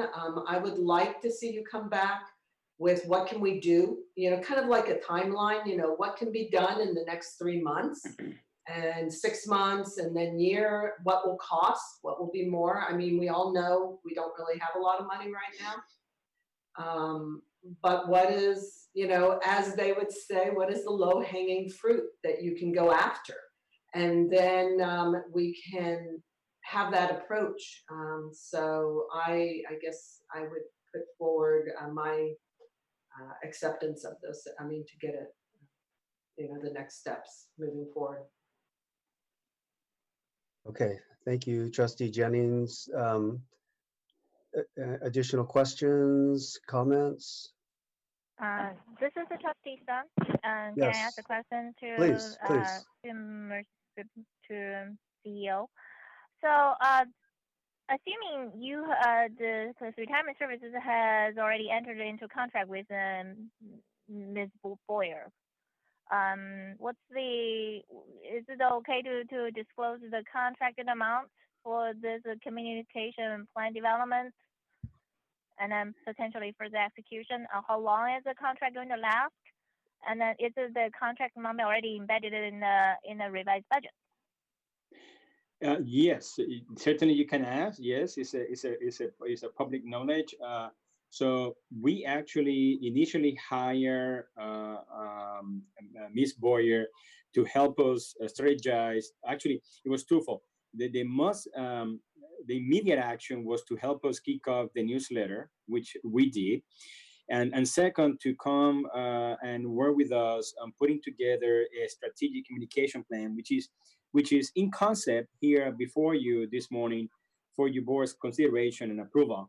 And so to accomplish that, we actually, Marty, if I'm mistaken, please correct me, and Barbara, I think we approve a full year budget, and I think the total amount per plan was up to, on a 1 year basis, $25,000 each.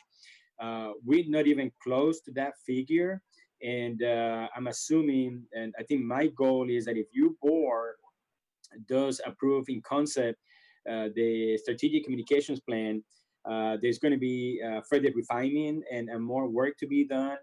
We would certainly consider extending Ms. Boyer contract for another year, and I wouldn't expect the amount to be any higher than it is today, but we really haven't had that discussion yet. So that's the answer, Ms. Trustee Sun. Roberto, I would just add to that the contract was for 1 year, and I can't remember if it was 22 or 25,000.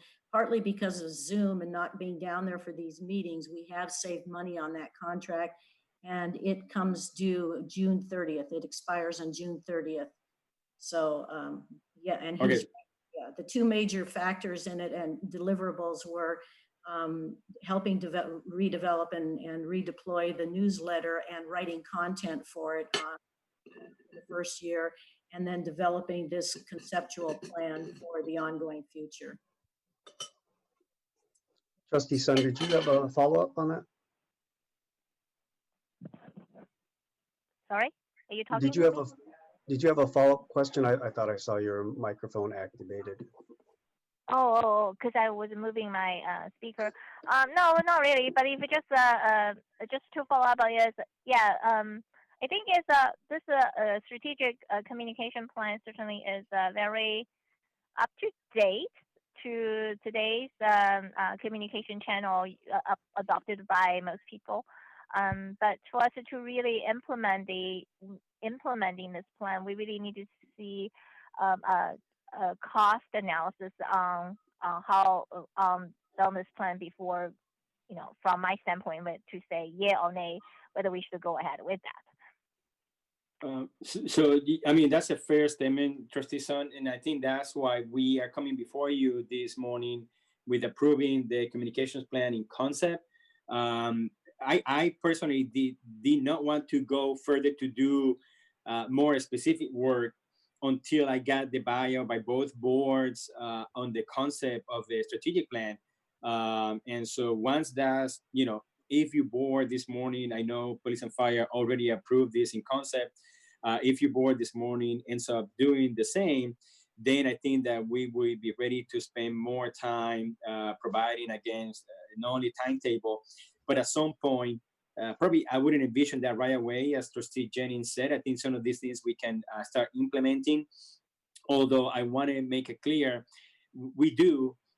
there's some low-hanging fruit that's correct. We could, but please bear in mind some of these implementations to actually be helpful to the membership.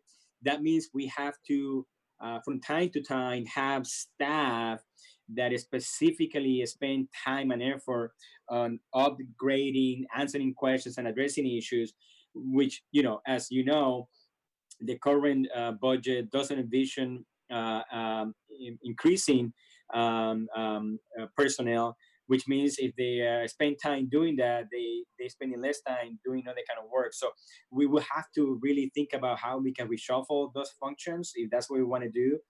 But again, we were waiting for both boards to implement this in concept, to come back to both of the boards with a more specific timetable of what are the things that we can consider implementing early on, and what are the actions that we may be considering in the future that will require possibly some further resources. And I would like to say, I think if you go for that low-hanging fruit, as I said, and look at, again, items that right now are not going to increase the budget, because I agree with Trustee Sun, we need to be cautious about this. But there are times, if you provide these type of resources, you're saving the staff. I mean, you have analysts out there that are training people, that are helping people through questions. I mean, I am someone who asks multiple questions all the time until I really know what I'm talking about. Jay can attest to that, right? Yeah. And, but if you can get that online, if you can get that through a video or through some tutorial that doesn't take that much time to put together, you are limiting, you're saving. It's really just looking at the analysts and how they are expending their time during the day. And if their day is 2 hours or 3 hours just answering the same question over and over again, if you can point these people to something, into a video, or to something that's a tutorial or any of that, it will save time. And then if you have those, some sort of a chat or whatever, or you could then schedule time to get back with them. Yes. And I utilize that all the time with the doctors. I utilize that, even when I was having problems, Verizon with my cell phone or whatever. After a while, it's like, I want to talk to someone and I need to talk to someone, but it can be handled fast. So I think that's an efficiency. Trustee Jennings, I really appreciate those comments, because as I was trying to say, for example, in the example you just brought with the doctor's office, those things have turned out to be tremendous time savers over the physician's assistants and everybody was, trying to take phone calls while they're treating patients and getting back to people before the end of the day, and sometimes they don't. Now they can gather that information in an efficient way, deploy it to the right person, and you don't have the patient, in our case, the member, waiting online, hoping somebody can help them. Maybe 3 calls before somebody finds somebody to return the call to them. Instead, you're doing it in a far more time-effective way.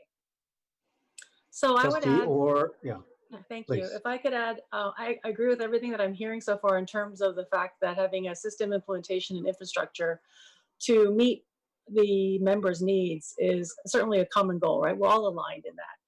There's definitely going to be pros and cons. There's no silver bullet, right? The online platforms that are out there, it's nice because you can input questions, but other unintended types of consequences can occur, such as delays or things drop off or there's a glitch. So I'm just saying that there's a balanced, there's just no simple answer.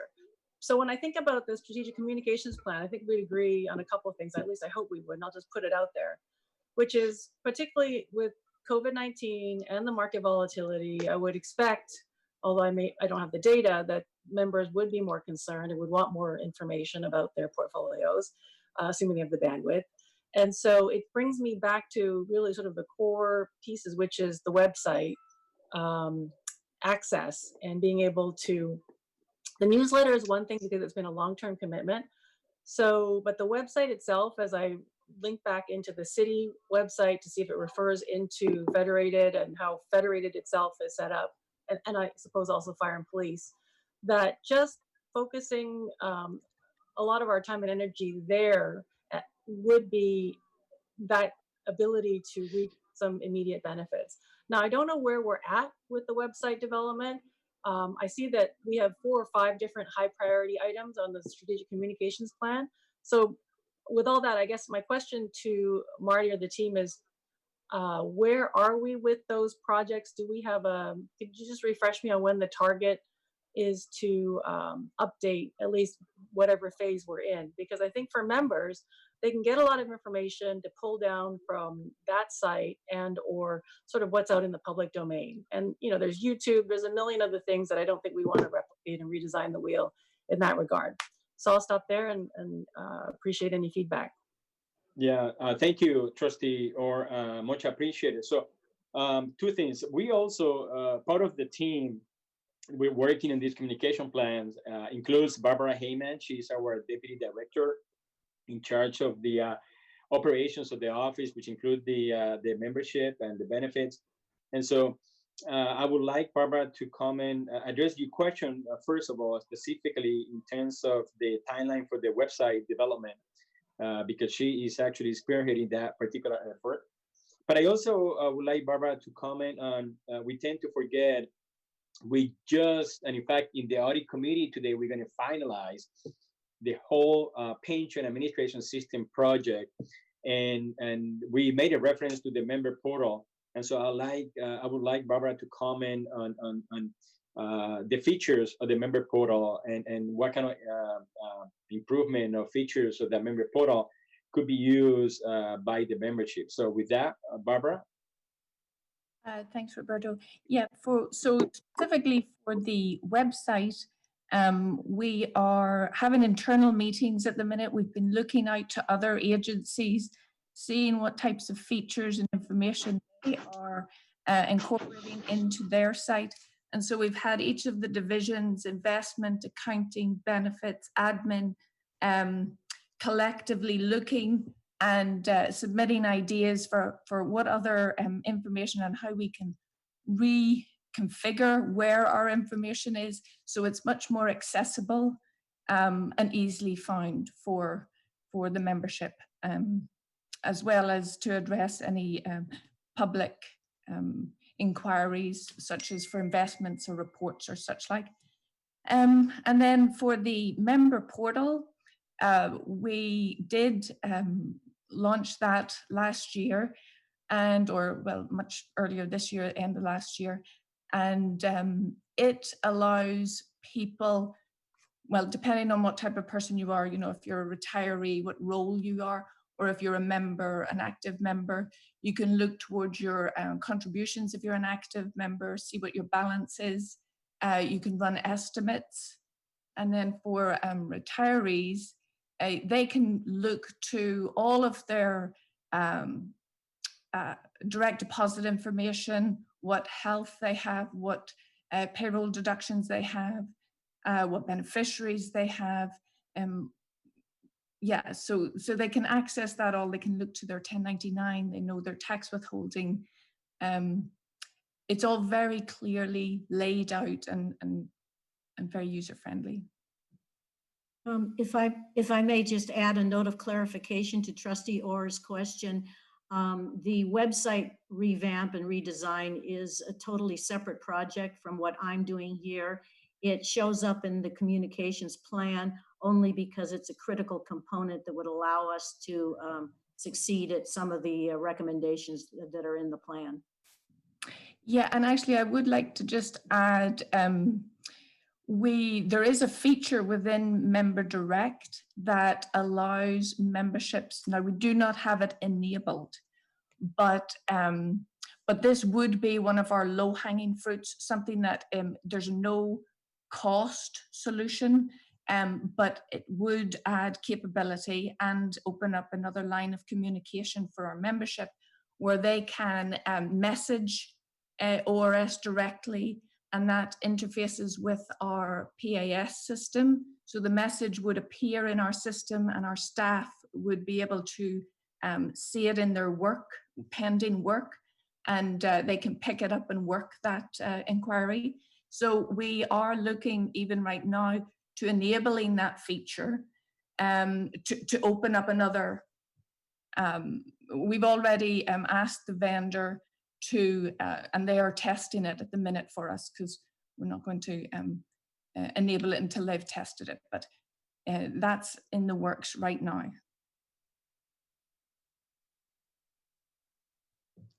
That's helpful. Marty, could you just, going back to what you said, so the website is separate to the proposal in the strategic communications plan document that we're looking at, but the potential proposal or the actual proposal is that the website continued work will then fall within your bailiwick? No, it would not. I Trustee see. Moore. It's a totally separate project, but it was important to note because what would a comprehensive communication plan be if it didn't note that we were trying to improve the website? I see. Thank you. As well as how important it is to some of the things we want to do. Trustee Horowitz, again, I have 3 quick questions. As Trustee Jennings pointed out, I would certainly hope that in the fullness of time, if we were to develop many of these tools, such as the online Q&A, the videos, that would actually reduce the number of phone calls and or the length of phone calls required, and thereby be a cost saving. So I'm wondering if you've actually measured this and documented this effect on other pension plans that you've worked on. That's the first question. My second question is both either for the city or for Communication Advantage, what is the nature of phone calls that take up our time? Are they primarily people calling about their personal accounts and the beneficiaries and that sort of thing? Or are people calling up about the market and having concerns about that and wanting some explanation? Or people calling up about legal challenges like the California rule? Is that something our communication plan needs to address? And then thirdly, just quickly, you mentioned the 25,000 per plan year. Is that for the Fed plan only, or is that across both the Fed and P&I plans? Trustee Horowitz, I'm going to take the easiest question that you asked, which is the last one. Why not? Yes, and then I'll leave the other 2 for Marty and for Barbara. Yes, it's $25,000 per plan. So $25,000 Fed and $25,000. And again, Marty mentioned 22. I don't recall if it was 22 or 25 for police and fire. Oh, wait a minute. Let's be clear about that. No, I don't have 2 contracts of 25,000. I have 1 contract that's shared by both. Okay, I'm sorry. Then even better. Yes, 25. Then it's $25,000. You are correct. Yes, shared by both. You are correct. Thank you. All right. So let's see if I go back. In terms of experience with other pension plans I've worked with in doing the question input, no, I haven't done this kind of a project for another pension plan. I haven't done a project, in fact, for an organization that it would be appropriate or a great feature to do something like this question input that we're suggesting that you're talking about. So I haven't done any measure to that. But Trustee Horowitz, intuitively and just from the experience of watching, again, the analogy with the healthcare providers, it makes sense that we would expect to look into it and to find that, in fact, it would reduce staff time spent on this and be more efficient for both staff and members. Right, I do intuit that myself, and I'm not speaking exclusively about the Q&A, but about all of these communication tools, yes. Whether the videos would eliminate a great many phone calls or something like that, for instance. So. Yeah, in fact, it was interesting because when we did this presentation 2 weeks ago for the police and fire, one of the active members got very excited about the idea of the short videos. And he was talking about on a regular basis, he's asked questions by coworkers because he's of his position as a trustee, that he spends time answering. And he was thinking how exciting it would be to be able to say to somebody, for example, yes, if you want to know how to change a beneficiary, there's a video on the website that'll show you exactly what the form is and how you do it and what the steps are. He mentioned, I don't remember the other examples, Roberto, perhaps you do, but just all kinds of routine questions that perhaps can be answered that way. Again, part of the request here was to approve this in concept and then direct us, to staff and myself, to go back and explore more deeply some of these ones that have unknowns to it, so we can see what the real analysis shows their potential are for succeeding for us, as well as the cost on each item. Okay. And then my other question was about the nature of inquiries from the plan members. So, Trustee Horowitz, yeah, I mean, obviously they're wide and varied, but for sure we get retirement application questions, you know, all the time, and actually an instructional video would, you know, kind of address that situation. People are looking at estimates, obviously health benefit questions. We get very many deduction questions, address changes, tax changes, legal, beneficiaries, disability, obviously death, reciprocity, military, marriage, and divorce as well.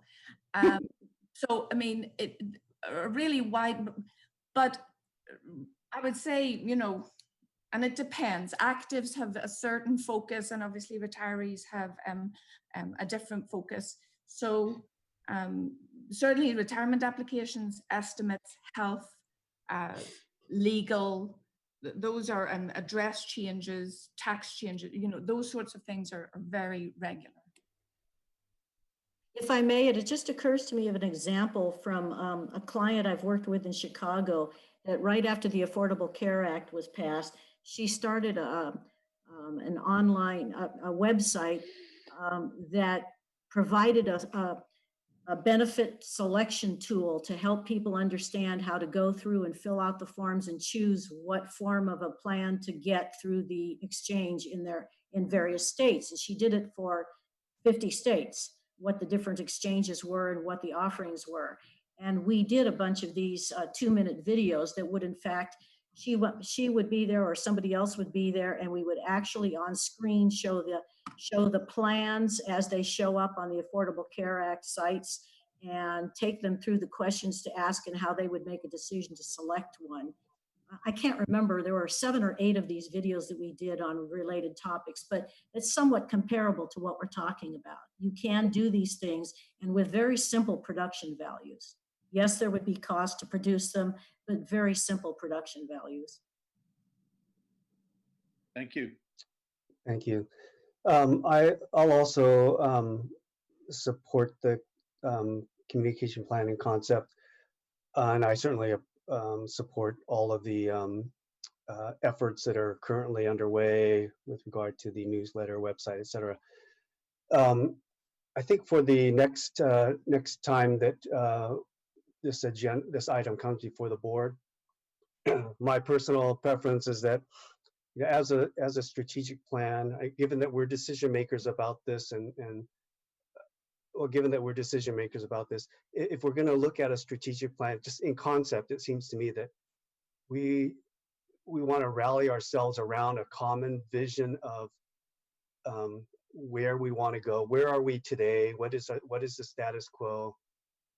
Where do we want to be in the future? I think we need to understand, you know, what our biggest challenges are. Who are we looking at? Retirees only? Are we looking at soon-to-be retirees, active employees, soon-to-be retirees? Is a challenge? Is it that people don't understand, or they don't know more? They want to know more about what we're doing. How frequent are we trying to focus on investment side, or trying to focus on the benefits side? Something about our current status and then the future vision of where we want to go with this, and then connect the dots that this plan, the components of the plan, get us step by step from the status quo to that future vision.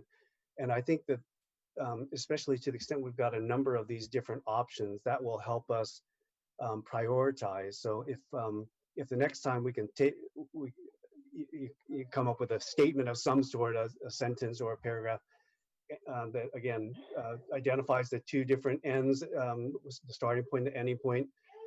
You provide us with the different options and the cost of those different options, then that will help us to prioritize where we want to go next. I think I like to see that for the next time, but for today, I definitely approve the concept of this communication plan, and again, all the efforts currently underway. Just Chair Castellano, if I Yes. may, just to make sure that I'm clear, I just want to make sure that I'm in the same link as you are. You were talking about a more general strategic thought for the board and the office, where once we develop that, where would this specific communications plan will fit in? Is that what you were saying in general? Right. Okay. I just want to make sure what that is the problem? Yeah.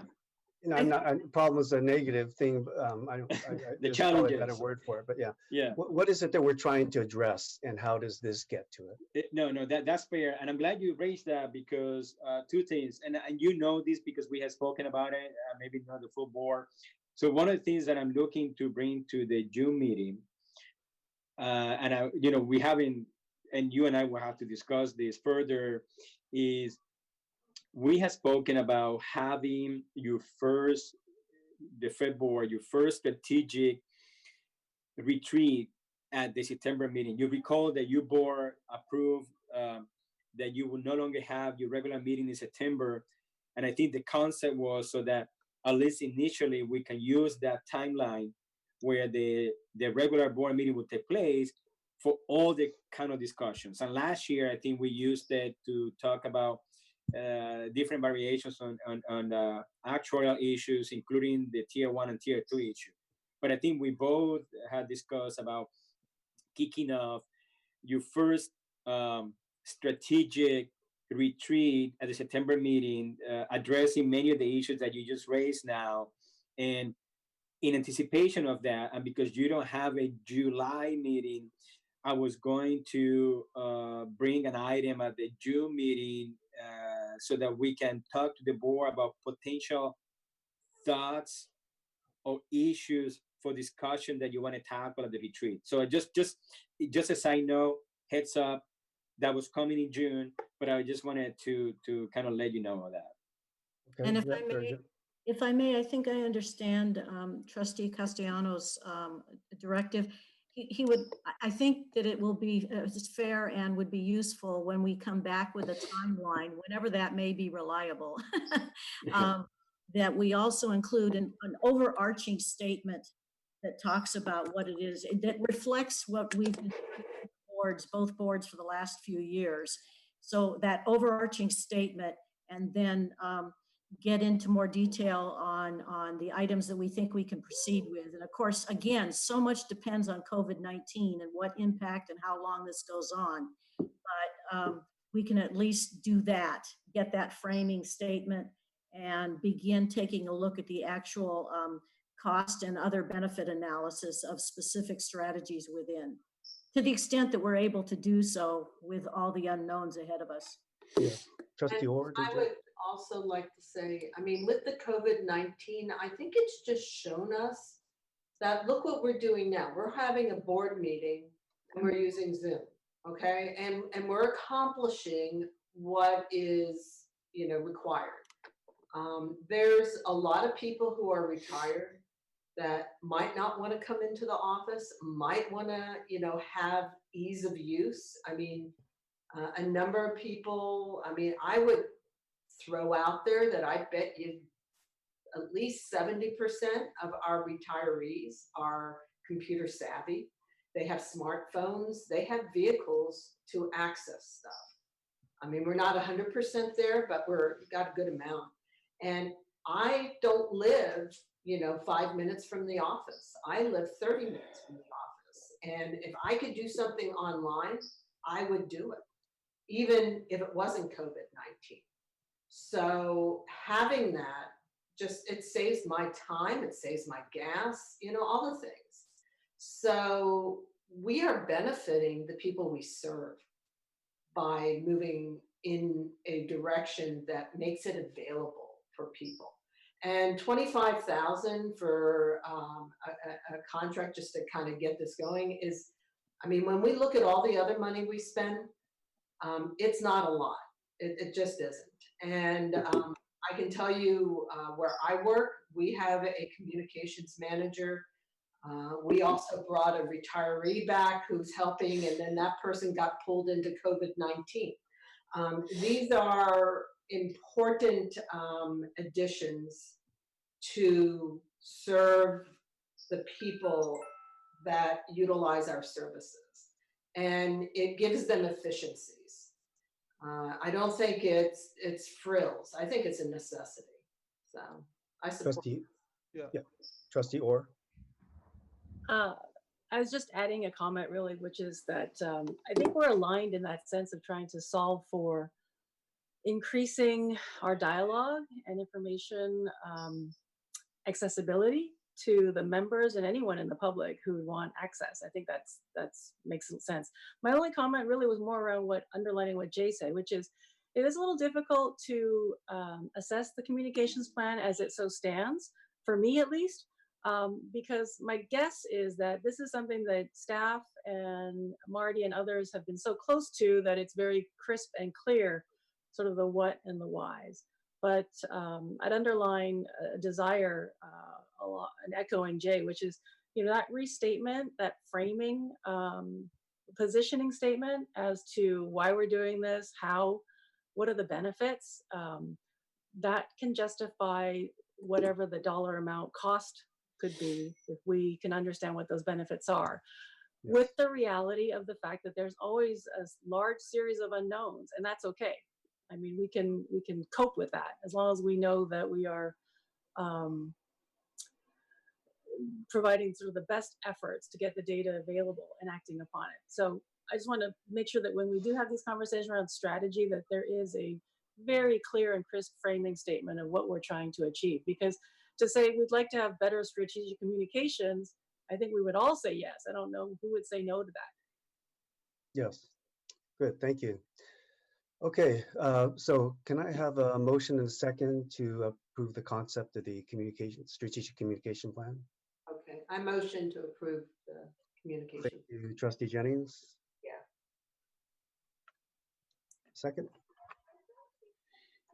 I will second, Trustee Horowitz. Thank you very much, Trustee Horowitz, and roll call vote. Vice Chair Chandra? I vote aye. Thank you, Trustee Horowitz. I vote aye. Trustee Jennings? I vote aye. Trustee Kelleher? I vote aye. Thank you, Trustee Orr. Aye.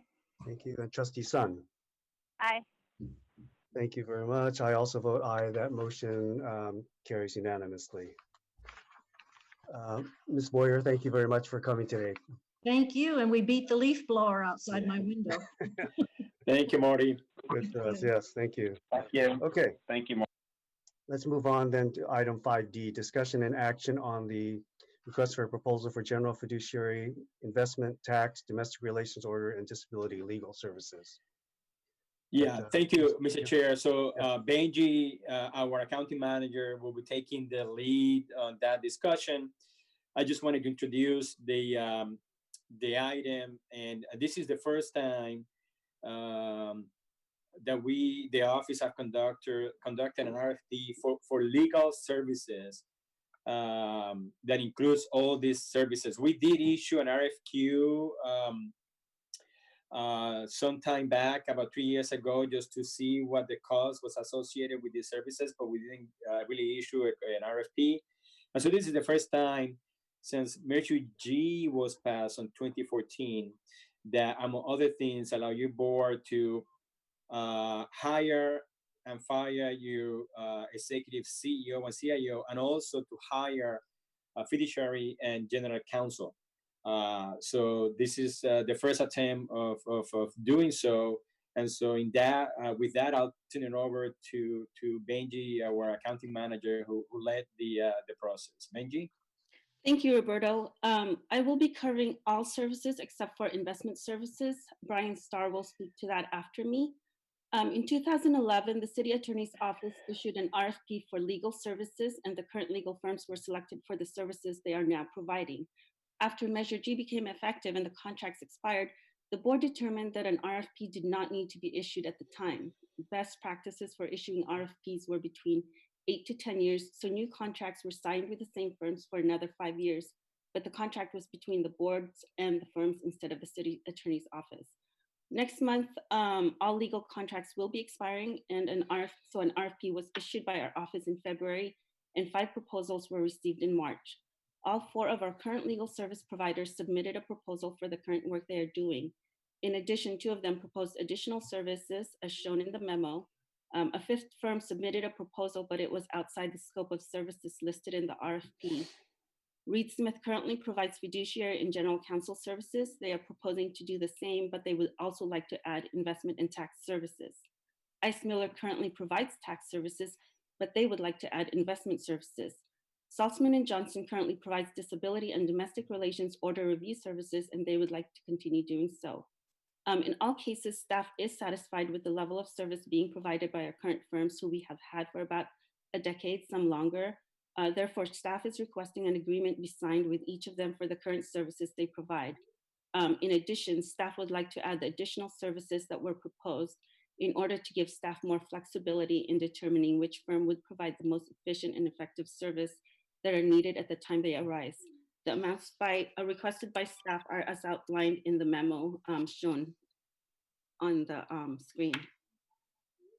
Brian, do you want to add anything about investment services? Yeah, so I think what we wrote in the memo adequately describes the situation. Each legal firm is highly competent individually. The fact is that when staff is evaluating a particular investment situation, we may feel that one firm is better situated to provide efficient and effective advice on that particular topic, and that's the reason for seeking to add Ice Miller to the group that we already have. That's all. Do you have any questions for us?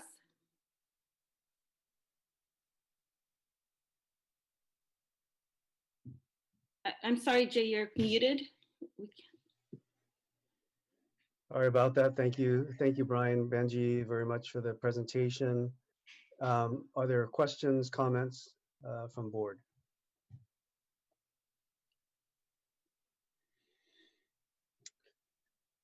And could I have a motion and a second, please, to approve the recommendations in the memo for item 5D? Whoop, is that background noise for me? Motion and a second to. Okay, is there a motion? Is there a motion and a second for to approve the recommendations in the memo for item 5D there? Trustee Kelleher there. Seconds.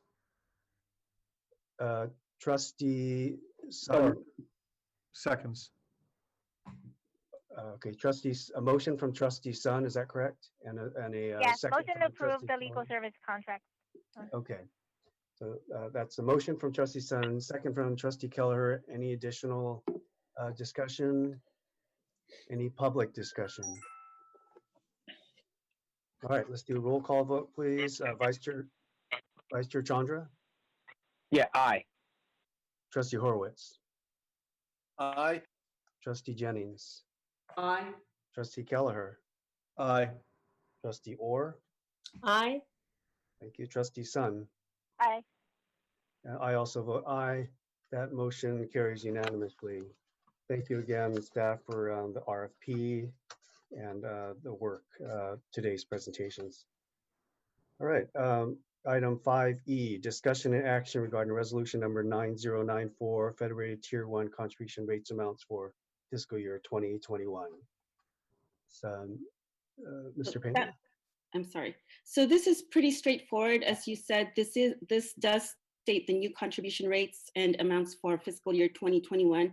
It's based on the latest actuarial valuation June 30, 2018, and this is for Federated Tier 1. It also includes the pre-funding amount that the city is going to be sending us on July 1st.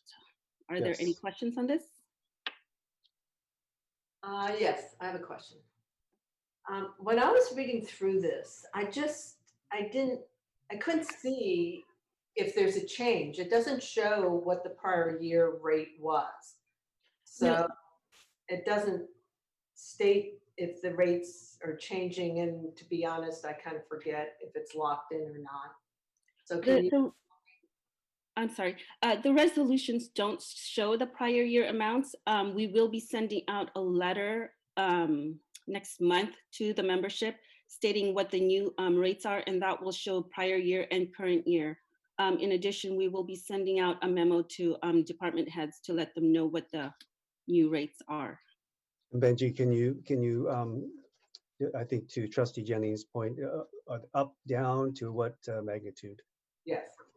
I know for it's a little bit down for Tier 1 members and Tier 2 members, but just let me pull up my spreadsheet. So the rate has gone down. We're paying less. Let's see. I mean, I love that, but it's like, wow, how'd that happen? So for Federated Tier 1, it was with medical, it's 14.72. Oh, actually, it went up slightly for medical for Tier 1. It went from 14.56 to 14.72. And then for Tier 1 pension only, it went from 7.06 to 7.22. And then for Tier 2, that's the one that went down slightly because it was at 15.83 for those with medical to 15.42. And then for Tier 2, it went from 8.33 to 7.92. Those are for members only. For the city, I don't have that information right. Actually, let me pull up my memo that I was working on yesterday. Is there a reason we don't have a comparison in this? I'm just. The resolutions just show, kind of state what the new recitals are. It doesn't, it's never had the prior year, current year, but we can certainly add that on a go forward basis if you'd like. I would.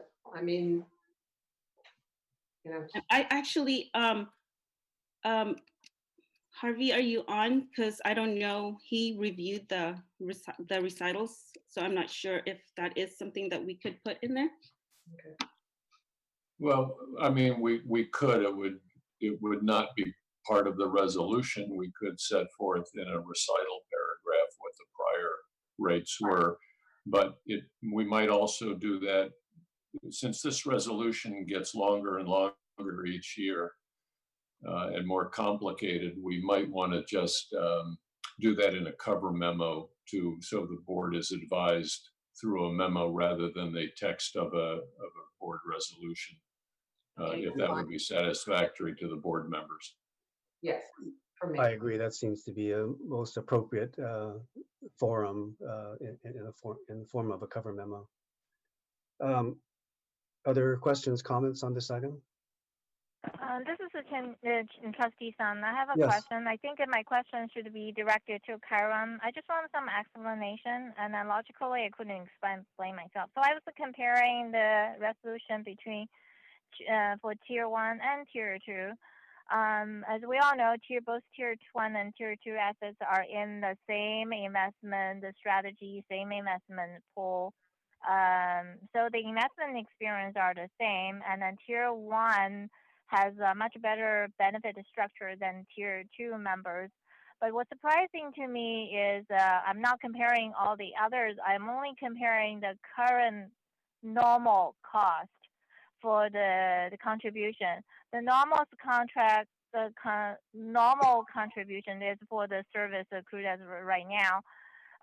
Tier 1 contribution for normal contribution is only 5.15%, while Tier 2 members is 6.6%. The difference is 1.45%. It's quite significant. Logically, I just couldn't explain that. So I wonder if somebody can forward my question to Kyra and give me some explanation. Why Tier 1 normal contribution is so much lower than the tier 2 normal contribution? Trustee Son, this is Mr. Peña. I will confirm with Bill, but I am fairly confident the answer to your question is that tier 1 members pay 3/8 or 3/11 of the cost, normal cost, versus tier 2, that cost is split in half with employer. So even though you're correct that the benefit for tier 1 is a better benefit and therefore more costly, tier 1 members pay a lower portion of that cost than tier 2 members. Tier 2 members just split it right in half with the plan sponsor, but that's not the case for tier 1 members. Okay. Well, thank you for the explanation. But if you can have Bill shoot me an email and then confirm that, that'd be good, because that's some news to me. I'm not very familiar with the plan structure. Not a problem. If I may, Mr. Chairman. Yes, please, Councilor. Just an additional comment on that. The difference between the members' normal contributions are written in the ordinances. It's not a matter of actuarial calculation. It's following the direction of the tier 1 ordinance and the tier 2 ordinance, which provide different ratios. Was that ordinance issued many years ago? Can that ordinance be forwarded to me via email? I just want to know. Sure. We actually, every time Cameron comes to the board, they talk about normal costs. That's included in the presentation.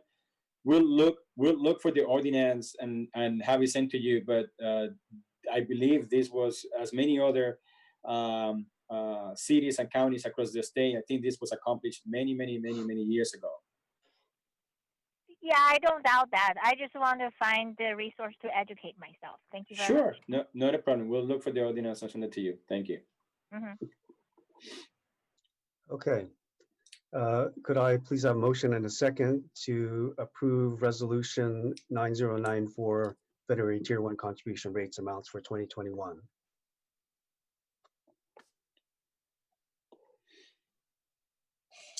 I have motion to approve. Thank you, Trustee Orr, for the motion, and a second from Vice Chair Chandra. Yeah, Vice Chair Chandra, I second. Thank you very much. And a roll call vote, Vice Chair Chandra. Aye. Trustee Horowitz. Aye. Trustee Jennings. Aye. Trustee Kelleher. Aye. Trustee Orr. Aye. Trustee Sun. Aye. I also vote aye. That motion carries unanimously. Thank you very much, everyone, on that. And 5F, discussion and action regarding resolution 9095, Federated Tier 2 contribution rates amounts for Tier 2021. Benji again? Yes, so this is just like the previous item, except this is for Federated Tier 2. There is no pre-funding for this year, and it's also based on the June 30th, 2019 actuarial valuations. Okay, I have a motion and a second on this one.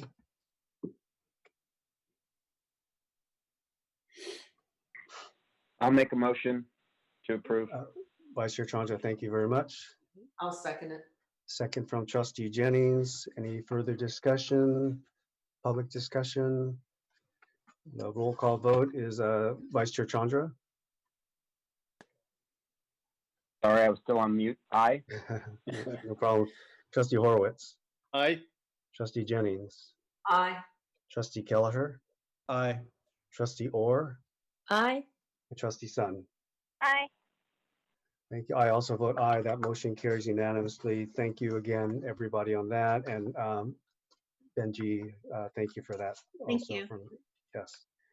Okay, item 5G, discussion and action on annual performance evaluation policy and performance metrics for the CEO and CIO positions.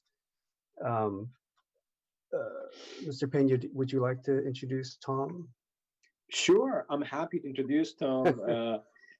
So as you know, this particular issue has been addressed and has been discussed numerous times at the Joint Personnel Committee, which is the actual only joint personnel committee of both boards, of which you chair, Castellano is the vice chair for the committee. The committee met last Wednesday to discuss this process, and a lot of the attachments and memos are going to be referenced this morning in the discussion. And the JPC came to an agreement conceptually on a motion, and now it's up to each individual board. Luckily for you, you are the first board to deal with it. So if you deal with it today and you have any thoughts or changes, then Police and Fire will have to deal with your changes at the next meeting. Usually it's the other way around because Police and Fire meets before you during the month. But in any case, and Cortex, Tommy Anucci, as the owner of Cortex Consulting, has been working with both boards on this issue for some time now. So he's here with you this morning to take you through the discussion that took place at the JPC, and hopefully to phrase the discussion in a manner that would allow you to move forward with the motion. So with that said, I'll turn it over to Tom. Good morning, Tom. Well, good morning, Tom, and welcome. But before you start, I wanted to correct something, Mr. Payne. The vice chair for the JPC is Vice Chair Chandra. You know, you are correct. You are correct. Thank you, Chair Castellano. Yes. You know what it is Chair, Vice Chair Sandra told me he wished you were the Vice Chair. But no, in any case, you're correct. Thank you for the correction, and I stand corrected. And I should say, I say good morning, but Tom is actually with us from Toronto, Canada. Yes. And so it should be good afternoon.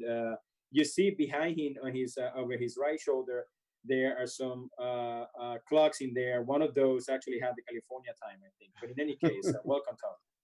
Thank you very much. The clocks keep me somewhat organized. Good to see everybody. Hope you're all well. I'm going to just share the screen for a moment. And can you all see the cover memo? Yes. Okay, good. So what we're going to do is review a number of documents pertaining to the performance evaluation processes for the CEO and the CIO and related metrics. And just by way of background, the boards had intended to develop these metrics some time ago, didn't get to it, but subsequently the city auditor conducted a recent report and identified and recommended that the boards develop performance metrics for the organization as a whole. And then subsequent to that, the grand jury did a study and recommended that the boards develop performance metrics for the CEO and CIO positions. The boards then directed the JPC to tackle those issues.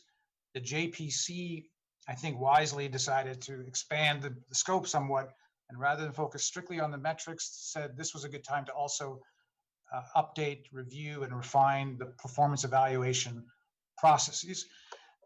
And so that's what we've done. We've updated the policies. We think that the organizational metrics and the CEO, CIO performance evaluation metrics are very closely related and should be aligned.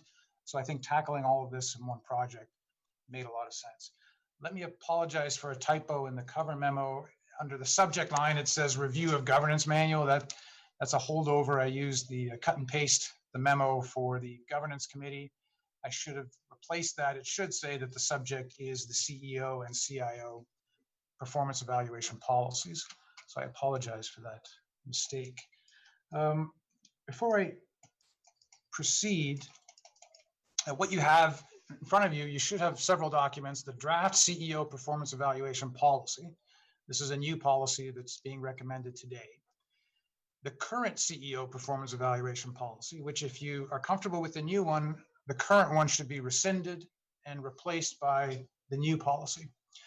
You also have a draft CIO performance evaluation policy. There is no current CIO performance evaluation policy, so there's no need to rescind any current existing CIO policy. You then should have a sample CEO performance evaluation report. This is just for illustration purposes. I'll walk you through that. And then you have a separate document which is entitled Background Documents to Support the CEO Performance Evaluation. Again, this is just for illustration purposes. and I will walk you through it.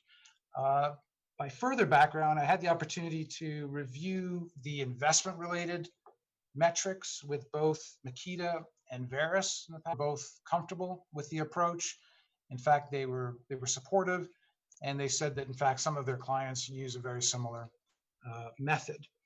And I also had the opportunity to review the policies with Harvey, who provided me with some very helpful feedback, which I incorporated into the policy. I've reviewed it and had feedback from Roberto, Prabhu, and Barbara.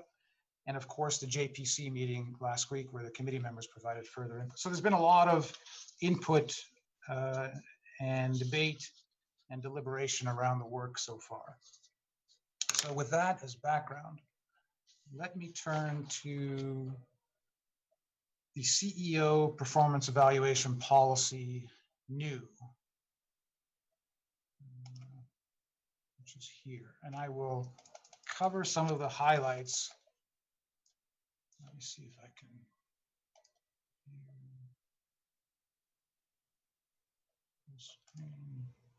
Is that better? Yes. Okay. Yes. Thank you. Yes, thank you. Okay, so I just want to touch on a few of the important parts. I think it's important to review exactly what the purpose of the policy is. That's in paragraph 2. We all remember that we do not currently have a bonus program or an incentive compensation program, but nevertheless, we think it's valuable to have clear metrics and a performance evaluation process and policy in both the investment and the operational functions of ORS. We also think it's important that we be able to ensure the CEO receives regular feedback from the board for professional development purposes, and also to clarify the roles of all the parties in the evaluation and compensation setting processes. Lastly, while we don't have a incentive compensation program today, this process will lay at least preliminary groundwork for such a program in the event the boards decide that that's appropriate and they get the authorization to do so. You may decide not to do that, but even if you decide not to have an incentive compensation program, I have very strong reasons for being them to policy. I want to clarify in paragraph 3 that when we talk about performance, it's all based on, we're going to use the term evaluate, refers to the fiscal year. So we are always evaluating the CEO and the CIO annually based on the evaluation period, which is a June 30th year end. So I will be referring to evaluation period at certain points. Paragraph 4, I think, is very important because it lays out the framework for how we do this and how we've organized the performance metrics.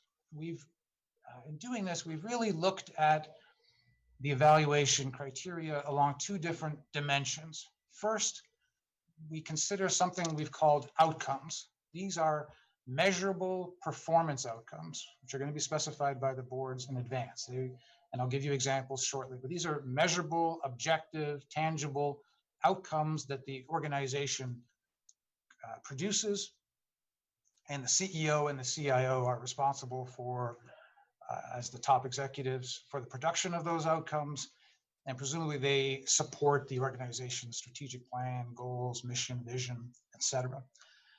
The second dimension of performance evaluation relates to what we've called the methods. These are how the CEO manages the means or the methods for achieving those outcomes. So how the CEO operates. And we think it's important to distinguish between these 2 dimensions because the outcomes, as I said, are objective, or hopefully as objective and measurable as possible. As we refine them over time, hopefully there won't be a lot of debate or discussion. A turnaround time for member service of 7 days is hopefully clear to everybody, better than 9 days. So there shouldn't be a lot of discussion or debate there. When it comes to the methods or the CEO's management methods, that's much more subjective. I think there's a lot more room for differences of opinion. And so I think we approach that a little bit differently. It's equally important, but you'll see how we treat that a little bit differently in the evaluation process.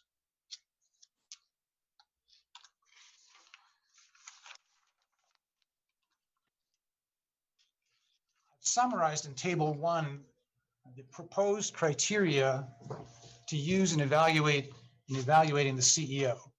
On the left, we have those tangible outcomes, performance outcomes, and for the CEO, we have proposed, and the JPC has agreed, to have 3: investment performance, benefit administration, cost effectiveness, and member service quality. And there's going to be a lot more detail as to how those are defined. On the method side, the more subjective side, we have 5 plus an other category: enterprise risk management, HR management, stakeholder relations management, operations management. That includes things like the status, progress on the business plan, the annual work plan, et cetera. Leadership management abilities, which are accessed using a survey or determined through a survey. And then there's room for other, because there may be issues that come up in the course of the year that weren't contemplated at the outset. And the process should allow for the board members to provide feedback to the CEO and the CIO on those other unexpected issues that come up. Note paragraph 6, only the outcomes, the left side of the table, and the related metrics are going to be assigned numerical weights, because we're going to actually come up with a score on the outcome side. The methods, paragraph 7, which refer to these more subjective issues, are not going to be assigned numerical weights. Again, because of the fact that they're more subjective. They're very important. You're going to get a lot of information on those things, but that information will be used to inform hopefully a really robust discussion with the CEO on these issues for performance management purposes. So equally important, but treated differently, not quantitative. They're going to be more subjective, but a very big part of the evaluation process. Paragraph 8 simply states that, and confirms that, all of this information will be confirmed prior to the start of the evaluation period, an April-June period. The Joint Personnel Committee, in consultation with the CEO, would review and confirm for recommendation to the boards all the metrics were going to be used, meaning the outcomes and the methods, and any weights that are going to be assigned to the metrics. And the boards will approve those prior to the commencement of the evaluation period. So it's important that all of that gets established before the evaluation period begins, simply in fairness to the CEO, so that the CEO knows exactly what will be used to assess him throughout the year. Now, rather than go through the narrative, this next section describing the process, I think it might be a little easier if we skip to page 6, where we have a diagram that summarizes it, and I can walk you through the diagram. So I'm going to jump ahead, and we can come back.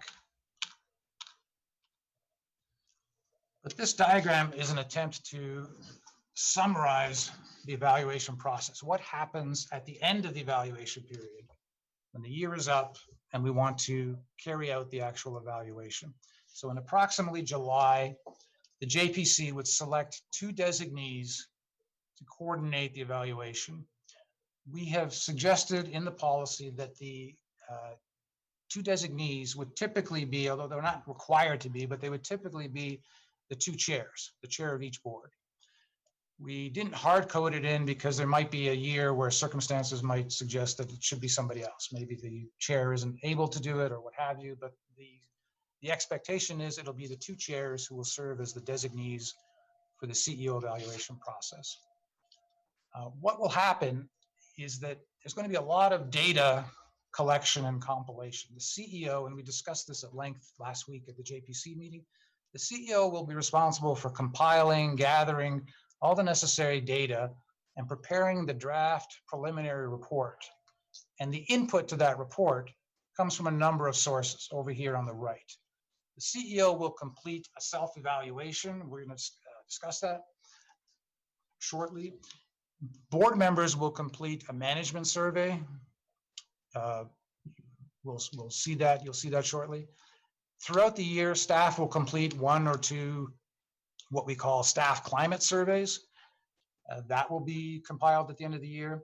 And then there will be all sorts of reports like enterprise risk management related reports, financial audit reports, city audit reports, human resource related data, the CEO's annual work plan. There would also be member satisfaction survey results, benefit delivery data. All of that data is collected throughout the year And none of it should be a surprise. The board will be seeing these reports as appropriate throughout the year. But at the end of the year, the CEO will pull it all together one more time for purposes of this evaluation process, put it into a preliminary draft report along with his CEO self-evaluation. And there will be a worksheet which the CEO can use to complete that self-evaluation and use it to build this preliminary report. That report will then go to the designees who will finalize it for objectivity. Again, I don't see a problem with the CEO compiling the data because this information is not going to be new. It's information that has already been public, already provided to the board. So I don't see a risk of letting the CEO coordinate the compilation of that report. I think it's practical, but nevertheless, the designees will review it and make sure that it's all as expected, appears reasonable, what have you. The designees will then forward the report to each board member, along with a worksheet, similar worksheet that the CEO used for his self-evaluation. And the board members will review that preliminary report using the worksheet as a tool to help them gather their thoughts and develop their own informal scores, particularly on the means or the management methods. And then the board and the designee will have a closed session meeting to review the preliminary report and discuss the results, add any more detail, et cetera, et cetera. That's probably a couple of hours. At a minimum, we'd want to walk away from that meeting with a sense of whether or not the board agrees that, at least on the management methods, the outcomes are going to be fairly objective and measurable. But when it comes to the methods, we'll walk away from that meeting with a board consensus on whether or not the CEO exceeded, met expectations regarding the methods, or needs improvement. That would be a minimum takeaway consensus decision that has to come out of that closed session meeting.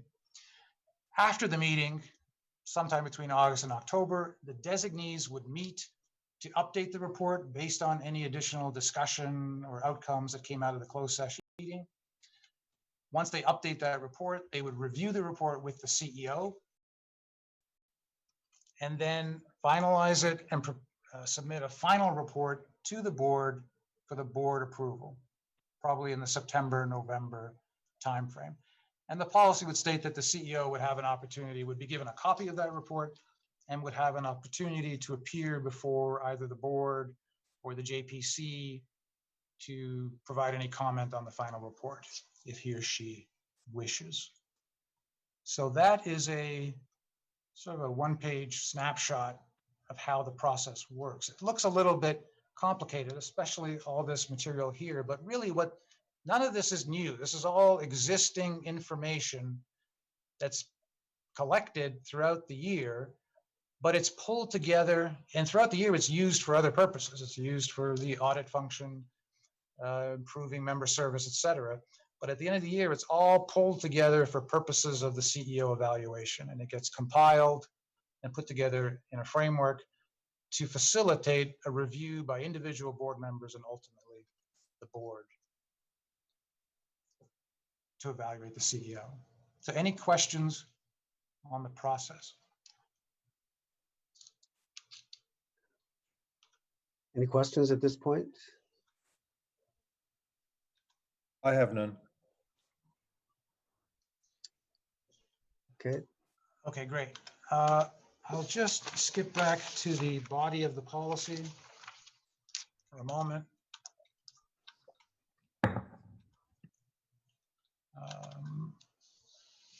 Oh, I should point out there was a decision point that has to be determined. At the JPC meeting last week, there was some debate over whether or not the CEO and the CIO, you'll see the CIO policy shortly, should prepare a self-evaluation or simply provide a list of accomplishments. And there were some mixed views, and Roberto and I discussed after the meeting, and I followed up with the chair of the JPC. It wasn't clear exactly what the committee decided, so we wanted to discuss that with the board. I went with a self-evaluation approach, which is what I think the original idea was. We do believe it should be consistent. If the CEO is doing a self-evaluation, then it probably makes sense that the CIO should also be doing a self-evaluation just for consistency. But we didn't make a definitive decision at the JPC meeting, and we wanted to just raise that with the board. Are there any thoughts on whether Well, preference? I'll take a first shot at chiming in because I was at that meeting, and my input there was that process-wise, it's fine. It makes sense to me actually that the CEO and CIO draft a self-evaluation rather than just submit a list of accomplishments. At some point, a final product of this process will need to be an evaluation of the CEO, CIO. It's just really it has to be developed. It's this question of division of labor. Is it done on the front end by the incumbent to that position, or does the data get compiled and get handed off to the designee JPC members to then write that same thing? I think for the JPC members, designees, it's easier. You know, the volunteers on the board and the committees are, you know, they're volunteer part-time. They see what they see through the meetings. I think that the CEO, CIO, you know, they live this work every day, all year long, and there could very well be a number of components, especially with regard to the methods that they see, they know about, they know what's going on with staff, they know the efforts they make. They can write about that in a way that the board and committee members cannot do because they're not around all the time. So I think the CEO, CIO bring more information to the table now. And again, I think that they should then incorporate that into the evaluation. Now, whether or not the designees and committees agree or don't, I mean, that's another thing that we can, as a board member, I can look at, for example, Mr. Pena's self-evaluation, I can decide, no, I agree with it or I don't agree with it. It's not a question of that. It's really a question, this particular point is just a question of who drafts that who takes the initial shot at drafting the evaluation. Again, I think the initial draft, they bring a fuller picture to it, and that's why I suggested that. Other input on that one?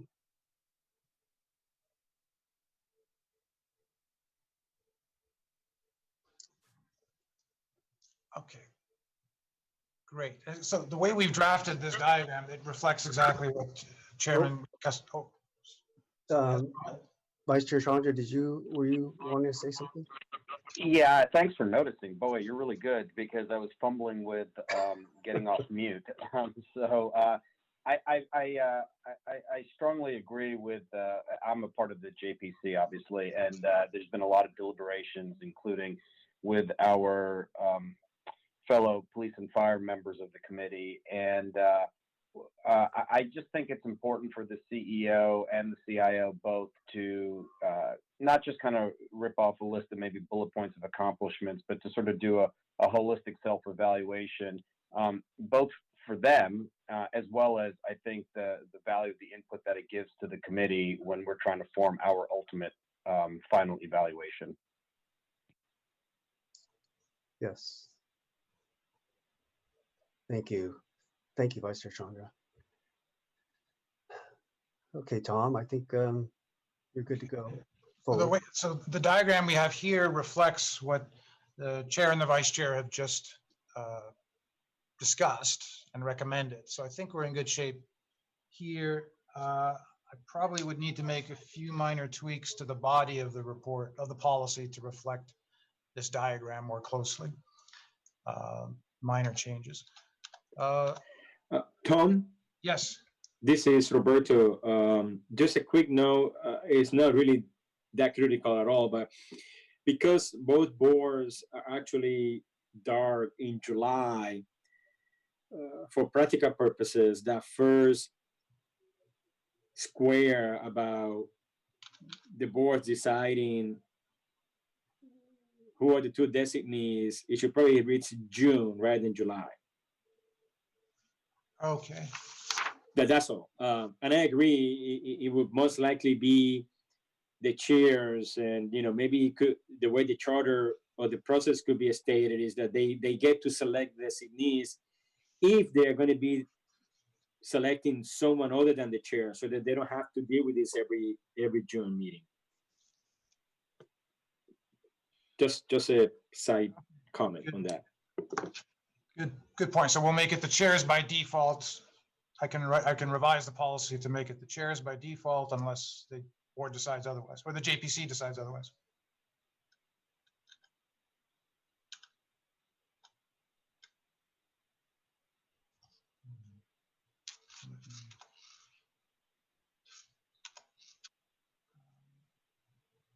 Right, so paragraph 9, I can change this to make it, right now it says the designees shall typically be the board chairs.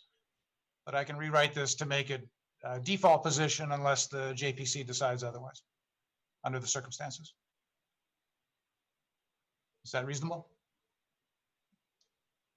I think my only comment to that would be, and I defer to the boards, obviously, is in terms of who the designee are going to be, it should be up to the boards, not the JPC, right? Because, I mean, I suppose the JPC can say that, but I mean, I think each board is going to be selecting, maybe I'm mistaken the way I'm reading it. If it's not going to be the board chair, then shouldn't the actual board decide who they're going to pick, as opposed to having the JPC tell them who is it going to be? It's a matter of how much authority the board wants to devolve down to the JPC. I'm not sure there's a right answer per se. Yeah, but fair enough. Yeah, this is Vice Chair Chandra. In the past, we've had the chairman do the CEO, and the chairman of the IC lead for the CIO. I think we envision, Jay and Elaine, correct me if I'm wrong, that the JPC might have some latitude in picking the designees, but obviously if they were non-committee members, we'd have to ask them and get their support if they wanted to do it. So, I mean, I guess we can take it back to the full board.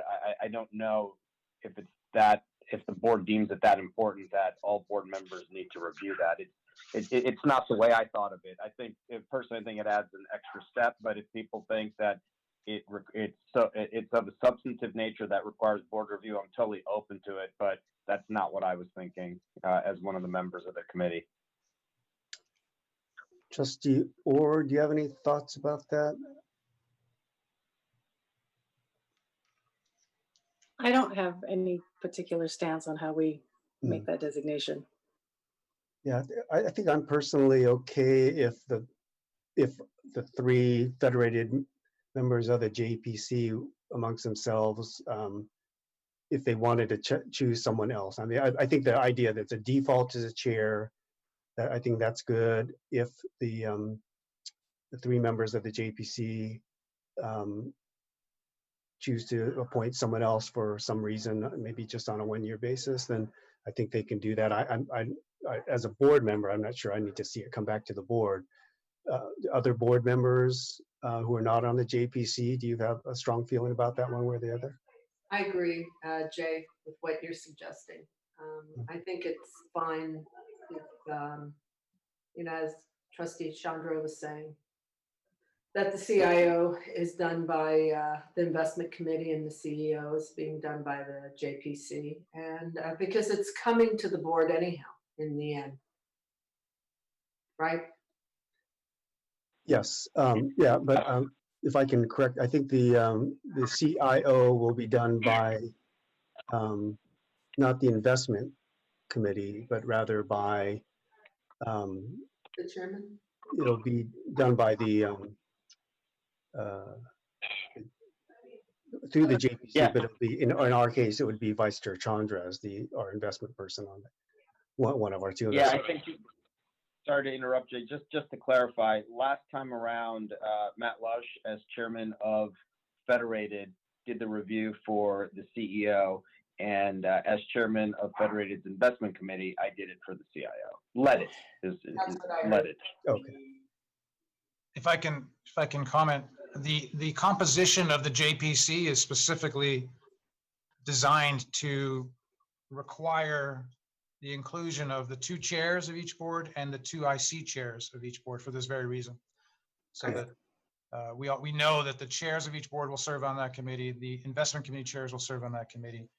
And what I'm hearing is we will make the chairs the default designees for the evaluation of the CEO, and the IC chairs the default designees for coordinating the CIO evaluation process.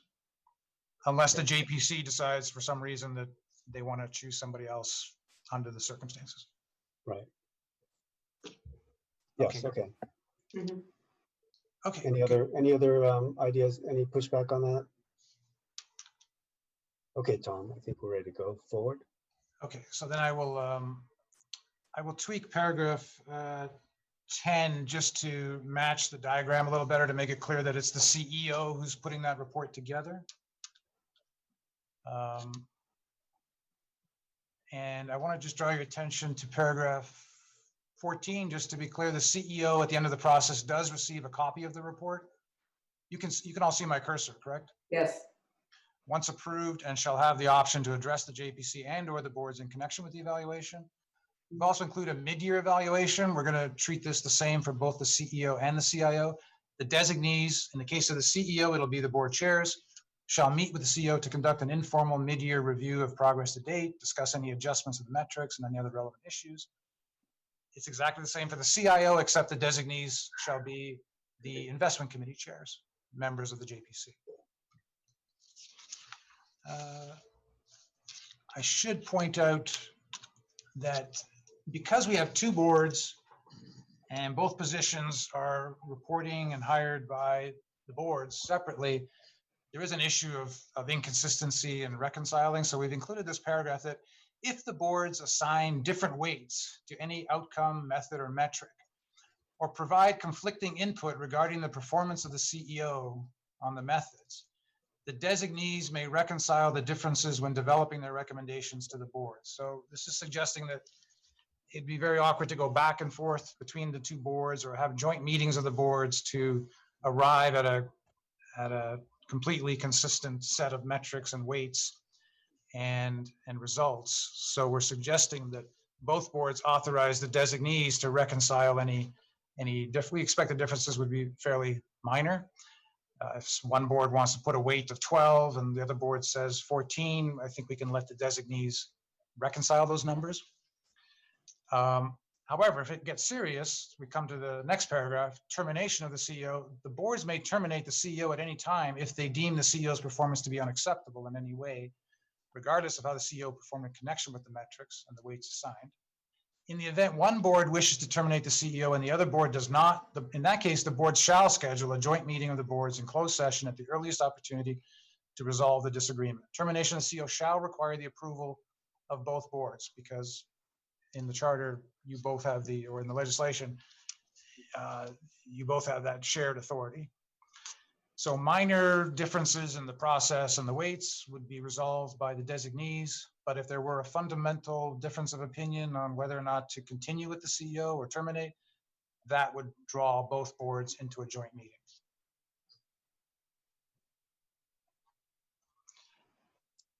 Any questions there? Tom and Roberto, I don't, sorry, I don't know the answer. I probably should, but this kind of happened before my time. Roberto, your employment, is it conducted through a contract? And I get what I'm wondering is if it is a contract, is there anything in the contract that does this conflict with anything that's in your contract? That's really kind of hard on my question, but I don't know if you're actually under a contract or what the format is. Yes. So in fact, both our CIO and myself, we are both on the contract with the boards. And I suspect, and we have a fiduciary council in this meeting, I suspect when both boards complete this process, the contracts will need to be updated to reflect, some changes in here in terms of not only termination, but also the process and everything else. I don't know that it's going to get to this detail. It may just makes a reference to the charter or whatever, but I think for the most part, everything that is in the contract is not really addressed in here about pay and everything else. So it will require some changes, but nothing major. I don't know, council, any comments on that? No, as far as the termination section here, that is consistent with the employment agreements of both the CEO and the CIO. It requires both boards under Measure G have the hiring and termination authority, so they have to act together. One cannot cause the termination without the other. The rest of this is more detailed than the employment agreements. I think the employment agreements both provide for an annual evaluation, but leave the details up to board policy. So we'll take another look at it, but I believe this is consistent with the current contracts. Okay, thank you. Yeah, it was that termination paragraph that kind of raised that flag for me. Right. Yeah, thank you. Okay, thank you. So I also want to draw your attention to paragraph 20, procedure. So what you have before you is a policy which requires the approval of both boards separately. But there, as you can imagine, there are a lot of details that underlie the methodology. The types of the surveys, the timing, how we calculate returns, how we're going to convert member satisfaction results, survey results into a score, et cetera, et cetera. All of those details, I didn't think it was appropriate or necessary to put them into the policy.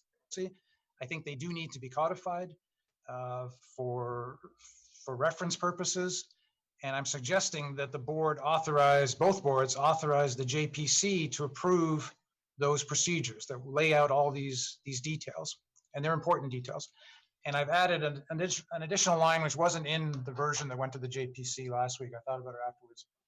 But I think it's also important that the procedures address the question of how do we ensure appropriate independence of the data collection. I don't think there's a huge issue there, but the procedure should address things like the people who are delivering member group counseling sessions should not also be the same people administering the satisfaction surveys at the end of the group counseling session, and then collecting the surveys and processing them. That's just simply separation of duties, checks and balances. So things like that should be laid out in the procedures. And by approving this policy, the board is authorizing the JPC to approve those procedures. I would suggest, though, the procedures should be provided to the board for information purposes, but it really falls within the purview of the JPC. Is the board comfortable with that?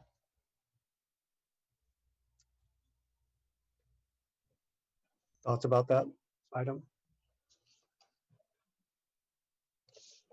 I think that's fine myself. Anybody else have any thoughts about it? Trustee Jennings? Okay. Yeah, I'm all right. Okay. I'm fine with it as well. Thank you, Trustee Keller. Yeah, Tom, let's go ahead and proceed, and then when we get to the approval process at the back end, we'll see if there's any pushback on any components. Terrific. So that's all I wanted to. Those are the highlights, I believe, the key points of the CEO evaluation policy. I have. Let me turn to the.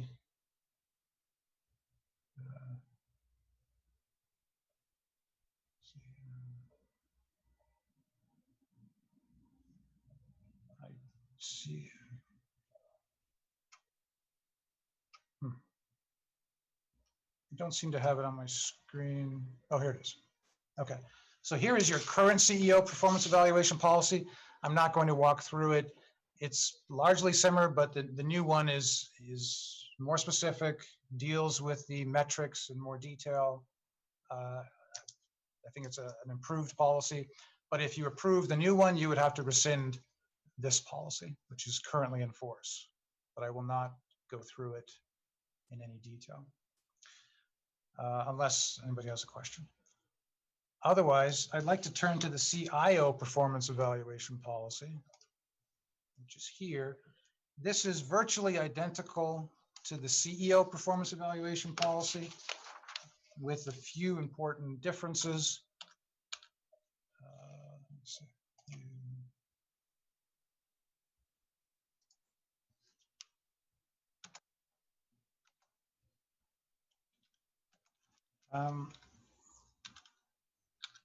One difference is here on table 1, whereas the CEO was being evaluated against 3 outcomes: